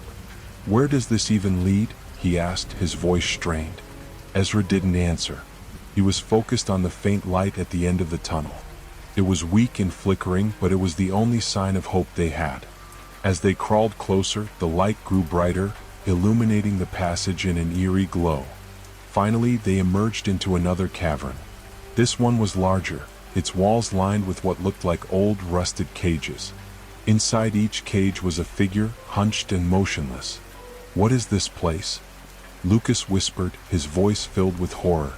Ezra stepped closer to one of the cages, his lighter casting a dim glow on the figure inside. It was a woman, her face pale and gaunt, her eyes hollow and lifeless. She turned her head slowly, her gaze locking onto Ezra. "Why didn't you save me?" she whispered. Ezra stumbled back, his face pale. "No, it can't be." Lucas grabbed his arm. "Who is she?" Ezra didn't answer. He stared at the woman, his hands trembling. "You let me die," she said, her voice filled with quiet sorrow. "You left me to rot." The other figures in the cages began to move, their heads turning toward the pair. "They're not real," Lucas said, though his voice lacked conviction. "They can't be." But the whispers grew louder, and the figures began to reach through the bars, their hands clawing at the air. "Let's get out of here," Ezra said, his voice shaking. They turned to leave, but the tunnel they had entered through was gone, replaced by a solid wall of stone. "We're trapped," Lucas whispered, his voice filled with despair. The figures in the cages began to laugh, a low, haunting sound that echoed through the cavern. "You can't run from the truth," one of them said, its voice a distorted echo. The light in the cavern flickered and dimmed, plunging them into darkness. And then from the shadows, a new voice emerged. "Do you see it now? Do you see who you really are?" The cavern fell silent. The oppressive darkness wrapped around Lucas and Ezra like a suffocating blanket, and the air seemed to thrum with an unspoken menace. "Who's there?" Lucas called, his voice trembling but laced with defiance. The voice responded, deep and resonant, echoing from every direction. "I am what you hide. I am the truth you fear. And you brought me here." Ezra gripped Lucas's arm tightly, his knuckles white. "We didn't bring anything here. We were dragged into this nightmare." The laughter that followed was cruel and hollow, a sound that reverberated in their bones. "You still don't see, do you? This place isn't a nightmare. It's a reflection." The cages began to rattle, their occupants reaching out with skeletal hands. The whispers grew louder, each voice accusing, taunting, revealing. "You left me to die. You lied to save yourself. You betrayed us all." Lucas staggered back, covering his ears. "Stop it. Just stop." But the voices only grew louder, overlapping until they became an unbearable cacophony. Ezra spun in a circle, his lighter flickering in his hand. "What do you want from us?" he yelled. A single figure emerged from the shadows, its form shifting and distorted. It was massive, towering over them, its eyes glowing faintly with a sickly yellow light. Its face was an amalgamation of countless others, men, women, children, all screaming silently in torment. The figure stepped closer, its presence overwhelming. I want nothing from you. You want something from me. Isn't that why you came? We didn't come here by choice, Lucas shouted, his voice cracking. We were pulled in. Pulled in, the figure repeated, its tone mocking. No, you were guided. By your own guilt, your own lies. This place is made from you. The walls of the cavern began to shift, the cages disappearing and the space transforming. The floor beneath their feet turned to cracked, blood-stained tiles, and the air filled with the smell of burning wood and decay. They were no longer in the cavern. Instead, they stood in a crumbling church. The pews were overturned, the stained glass shattered, and the altar was scorched black. A massive chandelier swung overhead, its chains creaking ominously. What is this? Ezra whispered, his voice barely audible. Lucas's face went pale. I know this place. Ezra turned to him, his eyes narrowing. What are you talking about? Lucas took a shaky step forward, his gaze fixed on the ruined altar. This is where it happened. Where what happened? Ezra demanded. Before Lucas could answer, the voice returned, booming and all-encompassing. Tell him, Lucas. Tell him what you did. Lucas fell to his knees, his hands trembling. I didn't mean for it to happen. I didn't know it would go so far. Ezra grabbed his shoulder, shaking him. What are you talking about? What did you do? Lucas looked up at him, tears streaming down his face. It was supposed to be a prank. Just a stupid prank. The church trembled, the chandelier swaying more violently. The figure loomed over them, its many faces sneering. Tell him the rest, it commanded. Lucas's voice broke as he continued. We locked the doors. We thought it would be funny to scare her. But the fire, it spread so fast. Ezra's grip on Lucas tightened, his face a mask of horror. You're talking about Amelia? Lucas nodded, his entire body shaking. She was inside. I tried to get her out, but I couldn't. The fire was too strong. The voice cut through the air like a blade. You didn't try hard enough. Ezra stumbled back, his mind reeling. This is your fault? All of this? Lucas looked up at him, his eyes pleading. I never meant for her to get hurt. I swear. I didn't know. The figure stepped closer, its shadow engulfing them both. You didn't know. But now you do. The floor beneath them cracked, and the church began to collapse. The walls crumbled, revealing a void of endless darkness. Ezra grabbed Lucas's arm, pulling him to his feet. We have to go. Now. But where? Lucas asked, his voice filled with despair. Ezra didn't answer. He dragged Lucas toward the only thing that remained, the burning altar. The fire grew brighter as they approached, the heat searing their skin. The figure followed, its steps slow and deliberate. You cannot run from me, it said, its voice shaking the ground. Ezra turned to face it, his lighter still flickering in his hand. Maybe we can't run, he said, his voice steady for the first time. But we can fight. He threw the lighter at the figure, the flame exploding into a blinding light. The figure screamed, its form dissolving into smoke and shadow.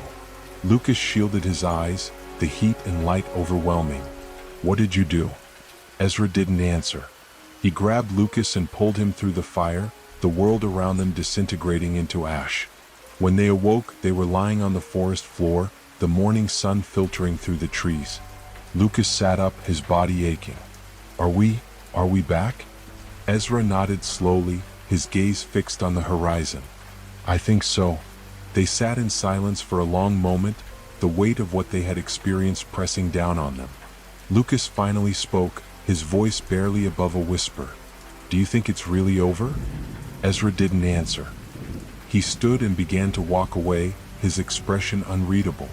As Lucas watched him go, a faint, familiar laughter echoed through the trees. The shadows shifted, and the forest remained silent.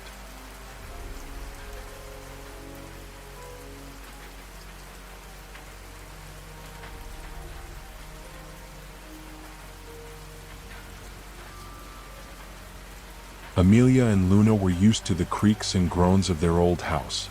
It was part of its charm, their parents used to say. But one night the noises changed. They weren't random anymore, they were deliberate.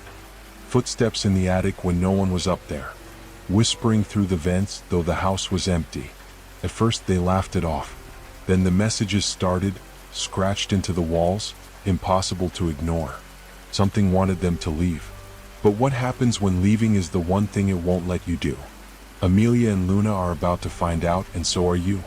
The house had always been quiet at night. Too quiet. Amelia and Luna often joked about how the old place seemed to hold its breath after dark. Tonight, though, the silence felt different. It wasn't peaceful, it was oppressive, as if the house was listening. Amelia lay in her room, scrolling mindlessly on her phone. The dim light from the screen cast eerie shadows on the walls, but she was too preoccupied to notice. Across the hall, Luna was already asleep, her soft breathing muffled by the thick wooden door. The first sound came just after midnight. A faint tapping, rhythmic and deliberate, echoed from somewhere below. Amelia sat up, her heart skipping a beat. She strained her ears, hoping it was just the wind against the window. But the sound came again, louder this time. Tap, tap, tap. She tiptoed to Luna's room and nudged the door open. "Luna," she whispered. "Wake up." Luna groaned, pulling the blanket over her head. "What is it? Do you hear that?" The tapping stopped, plunging the house into an eerie stillness. Luna sat up, her sleepy annoyance replaced by a creeping unease.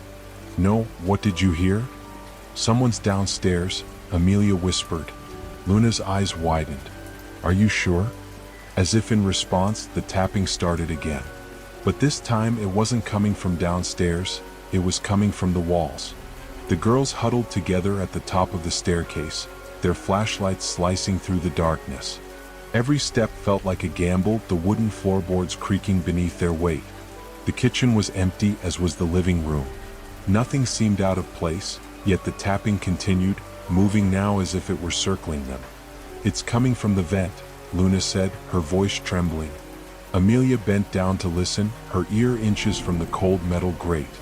For a moment there was silence. Then faintly she heard it, a whisper. It wasn't the kind of sound you'd expect, a breeze brushing past or a draft caught in the ducts. It was a voice, low, garbled, and impossible to understand. "Amelia, back up," Luna urged, pulling her away. But Amelia was frozen. The voice wasn't just whispering anymore. It was calling her name. By the time they made it back to their rooms, the atmosphere had shifted. The air felt heavy, almost suffocating, and the shadows on the walls seemed darker than before. "Maybe we should call someone," Luna said, clutching her phone tightly. "And say what? That the vents are talking to us?" Amelia shot back, though her bravado was quickly fading. Luna didn't reply. Her eyes were fixed on something behind Amelia. Slowly, Amelia turned. On the wall, scratched deep into the paint, were words that hadn't been there before. "Leave while you can." The sisters stared, their breaths coming in short, shallow gasps. The message was fresh, the edges of the scratches still flaking off onto the floor.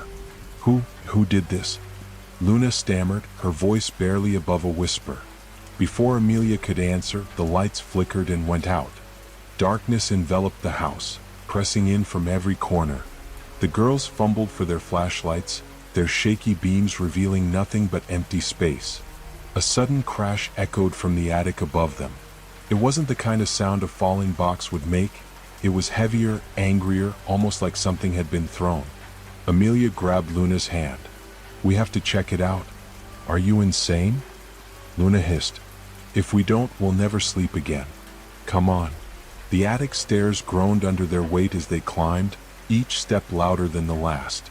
At the top, Amelia hesitated. The door to the attic was ajar, though they always kept it closed.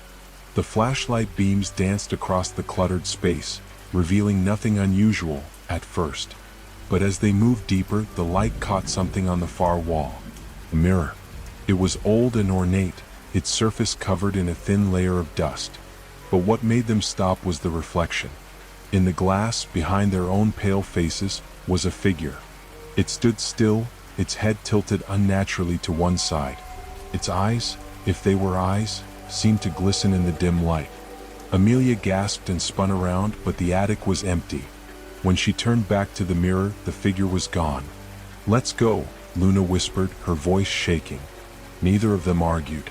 They didn't speak another word as they bolted back downstairs, locking the attic door behind them. But as they sat in the safety of their room, trying to calm their racing hearts, they realized something chilling. The mirror wasn't there before, and now it was in the attic. The following morning, the house felt unnervingly normal. Sunlight streamed through the windows, casting warm patterns on the wooden floors. Birds chirped outside, oblivious to the terror that had gripped the sisters just hours ago. Amelia and Luna sat at the kitchen table, their breakfasts untouched. The silence between them was heavy, but it wasn't the comforting kind they were used to. It was loaded with unspoken fears. "We have to talk about it," Amelia said finally, her voice barely above a whisper. Luna shook her head. "What's there to say? We saw something or thought we did. Maybe it was just the shadows playing tricks on us." "You don't believe that," Amelia replied, her tone sharper than intended. Luna sighed. "Fine. What do you think we saw? What do you think it wants?" Amelia didn't have an answer. The memory of the figure in the mirror made her skin crawl. She wanted to brush it off as a shared hallucination, but the scratches on the wall, the message, were real. "Whatever it is," Amelia said, "it's not going away on its own." Later that day, Amelia found herself standing at the base of the attic stairs, staring up at the closed door. Luna had refused to go near it again, but Amelia couldn't shake the feeling that the mirror held answers. Gripping a flashlight tightly, she pushed the door open. The attic was just as they'd left it, cluttered and dim. The mirror stood in the far corner, its ornate frame gleaming as if it had been polished. Amelia approached cautiously, her footsteps echoing in the stillness. When she was close enough to see her reflection, she froze. The figure was back. This time, it wasn't standing behind her. It was staring at her from inside the glass. Its face was pale and distorted, as though it were pressing against the surface, trying to break through. "Who are you?" Amelia whispered, her voice trembling. The figure didn't respond, but its head tilted slowly, unnervingly, as if studying her. Then, without warning, words began to form on the dusty surface of the mirror, written by an invisible hand. "Help me." Amelia stumbled backward, her heart racing. She wanted to run, to scream, but her feet felt rooted to the spot. The words disappeared, replaced by another message. "The house is not yours." "What does that mean?" Amelia asked aloud, though she didn't expect an answer. Suddenly, the attic door slammed shut behind her, plunging the room into darkness. The flashlight flickered, then went out completely. Amelia's breath quickened as she fumbled to turn it back on. That's when she heard it. A faint, raspy voice coming from the mirror. "Leave, before it's too late." Amelia bolted for the door, her hands shaking as she tried to open it. It wouldn't budge. The voice grew louder, more urgent. "It's watching. It's always watching." With a final desperate shove, the door flew open and Amelia tumbled down the stairs. Luna was waiting at the bottom, her face pale with fear. "What happened?" Luna demanded. "The mirror," Amelia gasped. "It spoke to me. It said we have to leave." That night the house seemed alive. The walls creaked as if something were moving through them. Doors that had been closed were found ajar, and objects shifted inexplicably from one place to another. In the living room, Amelia and Luna sat with every light in the house turned on.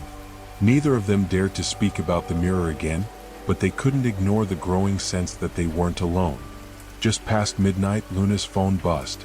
She glanced at the screen, expecting a notification or a message, but what she saw made her blood run cold. It was a photo. The image showed the two of them sitting in the living room, exactly as they were now. But behind them, in the reflection of the large window, was the figure from the mirror. "Amelia," Luna whispered, showing her the phone. Amelia's face went pale. "That's not possible. No one else is here." Another buzz. A second photo appeared. This time, the figure was closer, its pale face pressed against the glass. "We need to get out of here," Luna said, her voice shaking. Amelia nodded, but before they could move, the lights in the house flickered and went out. In the suffocating darkness, the sisters clung to each other. The air felt heavy, charged with an unnatural energy. "Do you hear that?" Luna whispered. Amelia listened. It was faint at first, a low, guttural growl that seemed to come from everywhere and nowhere at once. "We're not alone," Amelia said, her voice barely audible. The growl grew louder, accompanied by the sound of footsteps. They weren't human footsteps. These were slow, dragging, as if whatever was walking wasn't entirely whole. "Run," Amelia said, pulling Luna toward the front door.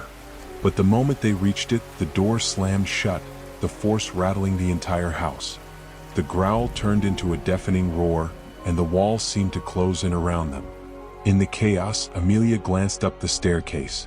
Standing at the top, bathed in the faint glow of moonlight, was the figure. It raised a hand, pointing directly at them. "You were warned." The moment the figure spoke, the air in the house turned icy, their breaths visible in the dim light. Amelia's grip on Luna's arm tightened as they stood frozen by the front door, unable to move or speak. The figure at the top of the staircase didn't descend. It simply remained still, its skeletal hand outstretched, the accusation hanging in the air like a curse. "We were warned about what?" Luna whispered, her voice cracking. Amelia couldn't answer. She couldn't think. Her eyes were locked on the figure, and every instinct screamed for her to flee, but there was nowhere to go. Without warning, the lights in the house flickered back on, momentarily blinding them. When their eyes adjusted, the figure was gone. But the sense of relief didn't last.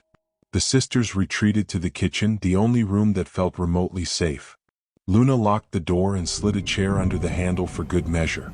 Amelia paced nervously, her mind racing to make sense of what was happening. "It's this house," Luna said suddenly. "It's been strange ever since we moved in. The noises, the cold spots, it all makes sense now. Something's wrong here." Amelia nodded, though she didn't need convincing. "But why us? What does it want?" As if in answer, a loud thud echoed from the living room, followed by the sound of shattering glass. Both girls jumped, their hearts pounding. "It's the mirror," Amelia said, her voice trembling. "It has to be." Luna shook her head. "We can't go back up there. You saw what happened last time." "We don't have a choice," Amelia replied. "If we don't figure out what's going on, it's only going to get worse." The walk back to the living room felt like stepping into the mouth of a predator. The shadows seemed to ripple as they moved, and the air carried an oppressive weight that made it hard to breathe. The mirror was still in the attic, but the shattered remains of another mirror lay scattered across the living room floor. It was an antique piece that had hung above the fireplace, untouched for decades. Did it fall on its own? Luna asked, though she already knew the answer. Amelia knelt to pick up a shard. As her fingers brushed the glass, she felt a sudden jolt, a cold, electric shock that sent her reeling backward. "Are you okay?" Luna asked, rushing to her side. Amelia nodded, but her eyes were fixed on the shard in her hand. It was slick with something dark and wet. "What?" "It's not mine," Amelia said, her voice barely above a whisper. Luna stared at her, horrified. "How is that possible?" Before Amelia could respond, a low, guttural laugh echoed through the house. It wasn't coming from the attic this time, it was coming from the walls. The laughter grew louder, resonating through the floorboards and the ceiling, until it seemed to envelop them completely. The girls pressed their hands over their ears, but it didn't help. The sound was inside them, vibrating in their very bones. "Make it stop," Luna screamed. Amelia's gaze darted around the room, desperate for anything that might help. Her eyes landed on the fireplace, where something caught her attention. "Look," she shouted, pointing. In the ashes of the cold fireplace, a piece of paper was burning. The flames moved unnaturally, consuming the edges but leaving the center untouched. Amelia rushed forward and grabbed it, ignoring the searing heat against her skin. The paper was old, the ink faded but legible. It was a deed to the house, dated nearly a century ago. Beneath the official language was a single handwritten note. "The curse cannot be undone. Leave or face the consequence." "What curse?" Luna asked, her voice trembling. "I don't know," Amelia said, her hands shaking as she held the paper. "But this house, it's not just haunted. It's alive." The sisters barely had time to process the discovery before the lights flickered again. This time they didn't come back on. "Flashlights," Amelia said, her voice steady despite the fear clawing at her chest. Luna fumbled to turn hers on, the beam casting jagged shadows across the room. Amelia did the same, and together they made their way to the attic. Every step up the staircase felt heavier than the last, as if the house itself were trying to stop them. The air grew colder, and the laughter in the walls was replaced by whispers, thousands of voices speaking at once, their words indistinguishable but full of malice. When they reached the attic, the mirror was waiting for them. Its surface was no longer dusty. It gleamed like polished silver, reflecting their pale, frightened faces. But there was something else in the reflection. Behind them, filling the room, were shadowy figures. Dozens of them, their forms twisting and writhing as though they were made of smoke. "They're here," Luna whispered, tears streaming down her face. Amelia stepped closer to the mirror, her flashlight trembling in her hand. "What do you want from us?" she demanded. The surface of the mirror rippled, and the answer appeared, scrawled in blood-red letters. "You cannot leave." The attic pulsed with an unholy energy, the air so cold it burned their skin. Amelia and Luna stood frozen in place, staring at the message scrawled across the mirror, "You cannot leave." Behind them, the shadowy figures began to shift, their outlines growing sharper, more defined. They weren't mere shapes anymore. Faces emerged from the darkness, twisted, anguished, and hungry. Luna's breath came in short gasps, her body trembling. "Amelia, we have to do something. We can't just stand here." Amelia forced herself to move, though her legs felt like lead. She reached out and grabbed Luna's hand, pulling her toward the attic door. But as they turned, the door slammed shut with a deafening crash, the sound reverberating through the house like a thunderclap. "We're trapped," Luna whispered, tears welling in her eyes.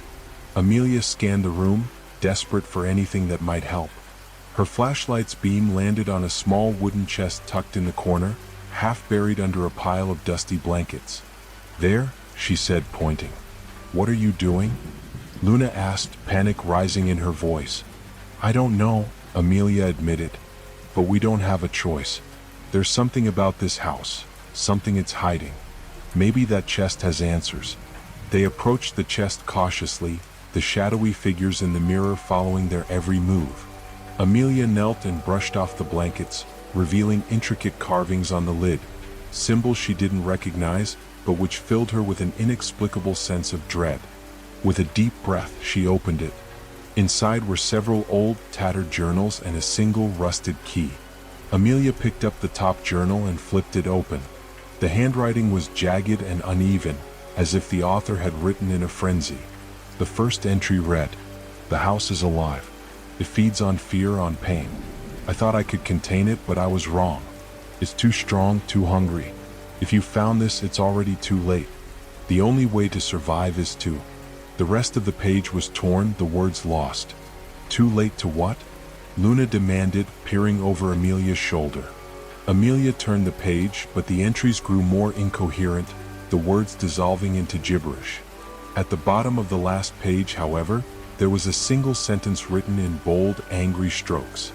"Destroy the heart or be devoured." "What does that mean?" Luna asked, her voice shaking. "I don't know," Amelia said, picking up the rusted key. "But if there's a heart, something this house depends on, then maybe we can end this." Before Luna could respond, the mirror behind them cracked with a loud, splintering sound. They turned to see the figures inside pressing against the glass, their hands clawing at the surface. One of them broke through. A long, skeletal arm emerged, its fingers curling like talons. The sisters screamed and bolted for the attic door, Amelia fumbling with the key in her hand. The key didn't fit the attic door, but as if responding to their terror, the door suddenly flew open. The sisters tumbled down the stairs, their footsteps echoing through the empty house. In the hallway, the walls seemed to shift and ripple as if the house were alive. The whispers returned, louder this time, overlapping and chaotic. "Do you hear that?" Luna asked, clutching Amelia's arm. Amelia nodded, her heart pounding. The whispers weren't just meaningless noise anymore. They were words repeated over and over. "Run, run, run." They sprinted toward the front door, but as they reached it, the door melted into the wall, disappearing entirely. "No," Luna cried, pounding her fists against the wall. "Let us out." The house responded with a low, guttural growl, the walls vibrating with the sound. Amelia pulled Luna back. We need to find the heart. Whatever it is, wherever it is, we have to destroy it. But how? Luna asked, tears streaming down her face. Amelia looked down at the rusted key. This has to mean something. It has to lead somewhere. They searched the house frantically, the key clutched tightly in Amelia's hand. The growling grew louder, and the walls began to close in, the corridors twisting and narrowing like a labyrinth. It's changing, Luna said, panic in her voice. The house, it's shifting. I know, Amelia replied, her own fear barely contained. We have to keep moving. They reached the basement door, which now had a heavy lock that hadn't been there before. Amelia held up the key, her hands trembling. This has to be it, she said, inserting the key into the lock. The door creaked open, revealing a staircase that descended into darkness. A foul, earthy smell wafted up, making them gag. Do we have to go down there? Luna asked, her voice trembling. Amelia nodded. If the heart is anywhere, it's down there. The basement was worse than they had imagined. The walls were lined with rotting wood, and the floor was slick with a substance they couldn't identify. The whispers were deafening now, mingling with the sound of dripping water. In the center of the room stood a pedestal, and on it was a small black box. The box pulsed faintly as if it were alive. That's it, Amelia said, her voice barely audible. As they approached the box, the shadows in the room coalesced into a single figure. It was taller than any human, its form shifting and pulsating like liquid darkness. You cannot destroy it, the figure said, its voice a low, menacing growl. The house will not allow it. Amelia stepped forward, her hands clenched into fists. We're not leaving without trying. The figure lunged toward them, its arms outstretched.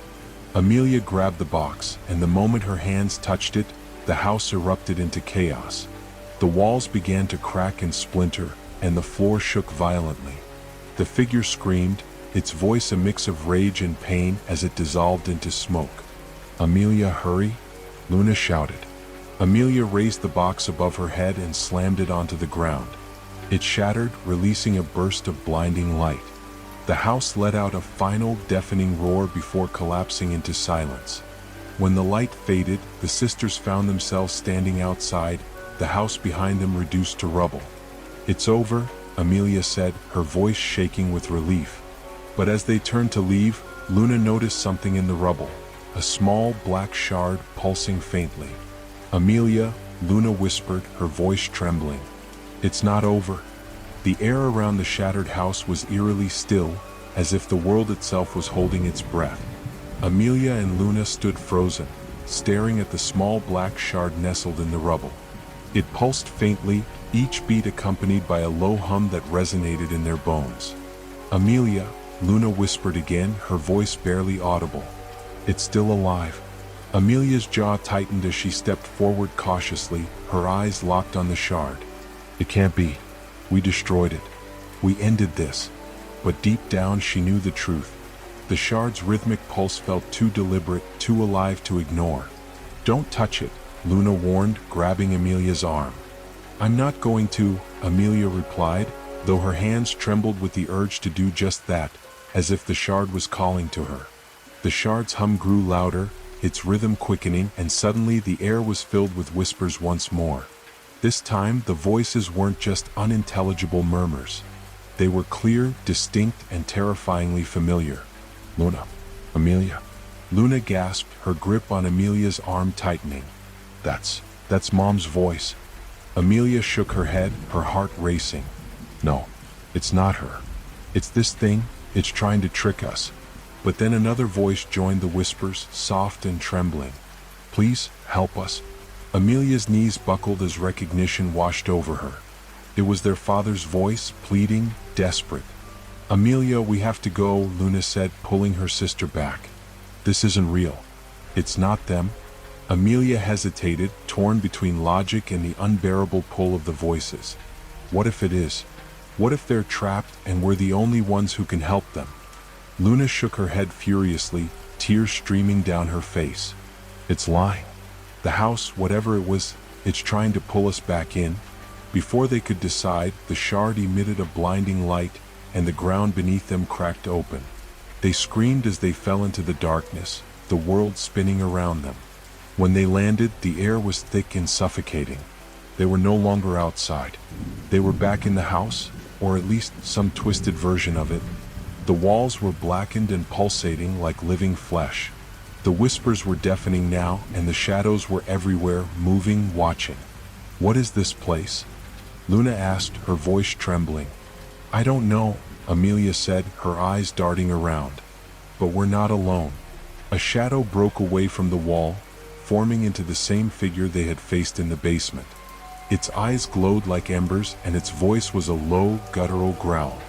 "You thought you could destroy me," it said, its tone dripping with malice. "But I am the house. I am its heart, its soul. And now you will be mine." Amelia stepped forward, defiance burning in her eyes. "We destroyed you once. We can do it again." The figure laughed, a sound that sent chills down their spines. "You destroyed nothing. You merely awakened me." The room shifted violently, the walls closing in and the floor splitting apart. Amelia and Luna ran, their footsteps echoing as the shadows pursued them. "Where do we go?" Luna cried.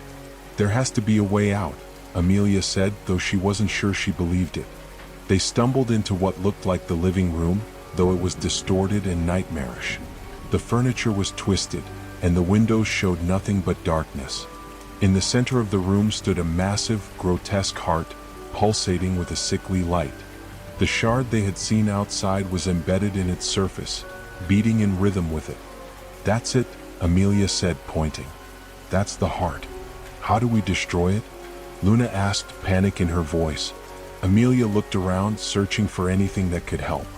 Her eyes landed on a rusted iron poker leaning against the fireplace.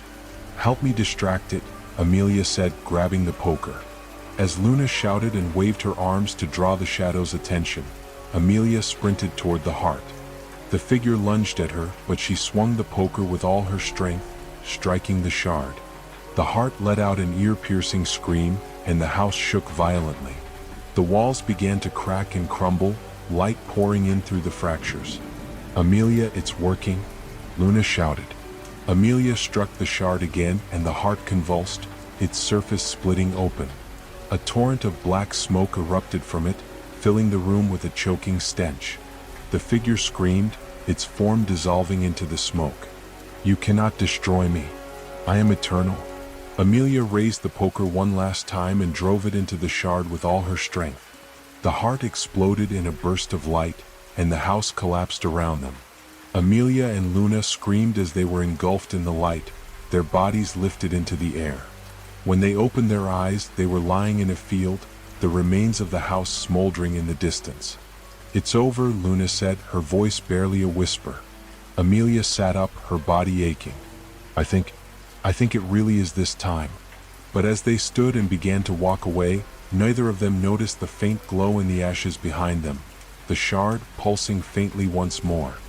The forest surrounding the ruins of the house was unnervingly silent, the kind of silence that presses on your chest, making every breath feel like a betrayal. Amelia and Luna trudged through the dense underbrush, the lingering smell of smoke clinging to their clothes. Neither of them spoke, but their thoughts were loud, their questions screaming inside their heads. "Do you think it's really over?" Luna finally asked, breaking the stillness. Her voice wavered, as if she was afraid the answer might summon something back. Amelia didn't reply immediately. Her eyes flicked to the horizon, where the sun was beginning to dip, painting the sky in ominous streaks of orange and red. "I don't know," she admitted, "but we can't stay here. We have to keep moving." They had no clear destination, only the instinctual drive to get as far away as possible. Yet the farther they walked, the heavier the air seemed to grow, like an invisible weight pressing down on them. Hours passed, or maybe it was minutes. Time had lost all meaning. The forest grew darker, the trees twisting unnaturally, their gnarled branches clawing at the sky. "Amelia," Luna whispered, clutching her sister's arm. "Do you hear that?" Amelia stopped, straining her ears. At first there was nothing, just the sound of their ragged breathing and the crunch of leaves beneath their feet. But then, faintly, it came, a distant melody, soft and haunting. It was a lullaby. Their mother's lullaby. Luna's eyes filled with tears. No. No, it can't be. It's not real, Amelia said firmly, though her voice lacked conviction. The melody grew louder, wrapping around them like a cold embrace. And then, just ahead, the forest opened into a clearing. In the center stood a small wooden cabin, its windows glowing warmly against the encroaching darkness. Smoke curled from the chimney, and the faint smell of burning wood mixed with something sweet. Cookies, maybe? It was impossibly out of place, like a memory plucked from their childhood. Luna took a step forward, her face lighting up with hope. Amelia, it's them. It's Mom and Dad. Amelia grabbed her sister's arm, pulling her back. No, it's not. You know it's not. But what if it is? Luna's voice cracked. What if they're alive? What if they're waiting for us? Amelia's grip tightened. And what if it's a trap? That house wasn't real, Luna. This isn't either. Luna hesitated, torn between the pull of the cabin and the logic of her sister's words. But then the door creaked open and a figure stepped out. It was their mother. Girls? Her voice was soft, filled with warmth and love. What are you doing out here? Come inside. It's cold. Luna broke free from Amelia's grasp, running toward the cabin. Mom? Luna, no. Amelia shouted, chasing after her. By the time she reached the porch, Luna was already inside. The door swung shut with a resounding thud, and Amelia was left staring at her reflection in the glass. Her own pale, terrified face stared back at her, but behind it, shadows moved. Taking a deep breath, Amelia pushed the door open and stepped inside. The warmth hit her immediately, a stark contrast to the cold forest. The living room was cozy, just as she remembered it from her childhood. Her mother stood by the fireplace, humming the lullaby as she stirred something in a pot. Luna sat on the couch, a blanket draped over her shoulders, a cup of steaming cocoa in her hands. Amelia, her mother said, turning to smile at her. There you are. Come sit. You must be so tired. Amelia's heart clenched painfully. It looked so real, felt so real. But she couldn't shake the nagging sense of wrongness. This isn't real, she said, her voice trembling. Her mother frowned. What are you talking about, sweetheart? Of course it's real. You're home. No, Amelia said louder this time. She turned to Luna. Luna, get up. We have to go. Luna looked at her, confusion clouding her face. What? Amelia, it's okay. We're safe here. No, we're not. Amelia's voice cracked with desperation. This isn't them. This is something else. Her mother stepped closer, her expression softening. Oh, Amelia, you've been through so much, but it's over now. You're safe. Let me take care of you. Amelia backed away, her eyes darting around the room. The walls seemed to pulse just like in the house. The shadows were thicker here, darker, and they were moving. Luna, please, she begged. But Luna didn't move. She was staring into her cocoa, her face blank, her body unnaturally still. Amelia's chest tightened. Luna? Her sister didn't respond. And then, slowly, Luna's head lifted, her eyes locking onto Amelia's. They weren't Luna's eyes anymore. They were black, empty voids that seemed to suck the light out of the room. Amelia, she said, her voice low and guttural. Why don't you stay? Amelia stumbled back, her breath coming in shallow gasps. No, this isn't real. Her mother's face twisted into a grotesque grin. Oh, it's very real, my dear. And you're not going anywhere. The walls began to close in, the shadows reaching for her. Amelia screamed, grabbing the nearest object, a lamp, and swinging it wildly. Let her go, she shouted, her voice echoing in the suffocating darkness.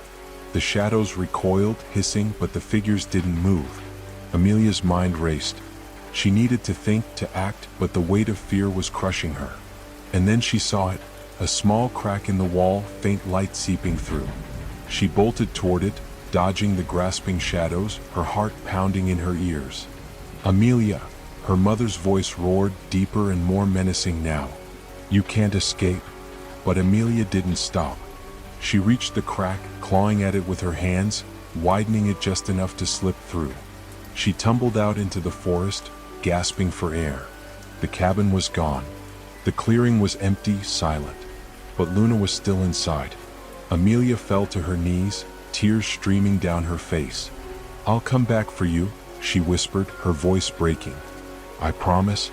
And as she stared at the empty clearing, the faint sound of the lullaby drifted through the trees, haunting and relentless. Amelia stood at the edge of the forest, her legs trembling beneath her. The moon hung low in the sky, casting long, eerie shadows that danced like restless spirits among the trees. The lullaby still echoed faintly in her ears, a sound that felt more like a wound than a memory. She couldn't leave Luna behind. She wouldn't. The promise she had whispered echoed in her mind over and over. But how? How could she face whatever lay within that place? Every step closer to saving Luna felt like stepping deeper into a trap, one she wasn't sure she could escape from. Amelia turned back toward the dark forest. The crackling silence surrounded her like a shroud, and the weight of the night pressed heavily on her chest. Her fingers trembled as she clutched the crude wooden cross she had found earlier among the ruins. It was the only thing that felt solid, real, her one feeble weapon against whatever horror awaited her. As she stepped forward, the forest seemed to shift around her. The path was no longer the same. The trees arched unnaturally, their branches weaving together like prison bars overhead. The air grew colder, and Amelia's breath came out in short, visible puffs. She didn't remember walking this way before. Every step felt wrong, as if she were being guided rather than choosing her own direction. And then she saw it. The cabin stood before her again, impossibly intact. The windows glowed warmly, just as before, and that same sickeningly sweet aroma of baked goods lingered in the air. The door creaked open slightly, as if beckoning her inside. "No," Amelia whispered to herself, her voice shaking. "It's a trick," but she couldn't turn away. Not when Luna was still in there. Amelia took a hesitant step forward, then another. Her heart pounded louder with every movement, the sound drowning out the forest's eerie silence. The moment her foot touched the porch, the warm light inside flickered, and the sweet aroma turned rancid. The door creaked wider, revealing the darkness within. It was as though the cabin was alive, breathing, waiting. Summoning every ounce of courage, Amelia stepped inside. The warmth hit her again, but this time it was suffocating, like standing too close to a roaring fire. The living room was the same, almost. The furniture was there, the fireplace crackled, and the faint sound of their mother's humming drifted through the air. But the walls were wrong. They pulsed, alive with veins of dark, oily shadows that twisted and moved. The ceiling sagged, dripping black ichor that evaporated before touching the floor. "Luna?" Amelia called out, her voice barely more than a whisper. A figure emerged from the shadows. It was Luna, or what looked like her. Her eyes were still black voids, her movements stiff and unnatural. She smiled, but it was a cold, lifeless smile. "You came back," Luna said, her voice echoing unnaturally. Amelia's heart ached. "Luna, come with me. We can leave. We can escape." Luna tilted her head, her expression unreadable. "Escape? There's no escape, Amelia. Don't you understand?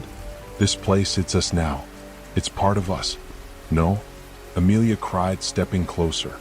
"This isn't you. This place, it's controlling you. Fight it, Luna. Please." The shadows in the room thickened, rising like a tide. They swirled around Luna, wrapping her in tendrils of darkness. And then, from the depths of the shadows, a voice emerged, low, guttural, and filled with malice. "She belongs to me now, Amelia. And soon so will you." Amelia's grip tightened on the wooden cross. "You can't have us. You can't have her." The room shuddered, the walls groaning as the voice laughed, a sound that made Amelia's blood run cold. "You think you can defy me with that?" The voice sneered, mocking the cross in her hand. "This is my domain. You are nothing here." Amelia's hands trembled, but she stood her ground. "You may control this place, but you don't control me. And I'm taking my sister back." The shadows surged toward her, a wave of darkness that threatened to swallow her whole. Amelia held the cross aloft, and as the first tendril touched it, a searing light erupted from the wood. The shadows recoiled, hissing and writhing. Luna screamed, a sound that was both her own and something far more monstrous. Amelia ran to her sister, grabbing her arm. "Luna, fight it. Please come back to me." For a moment, Luna's black eyes flickered, the void giving way to her familiar brown gaze. Tears streamed down her face. "Amelia, I'm scared." "I know," Amelia said, her voice breaking. "But we can do this. Together." The shadows roared, converging on them.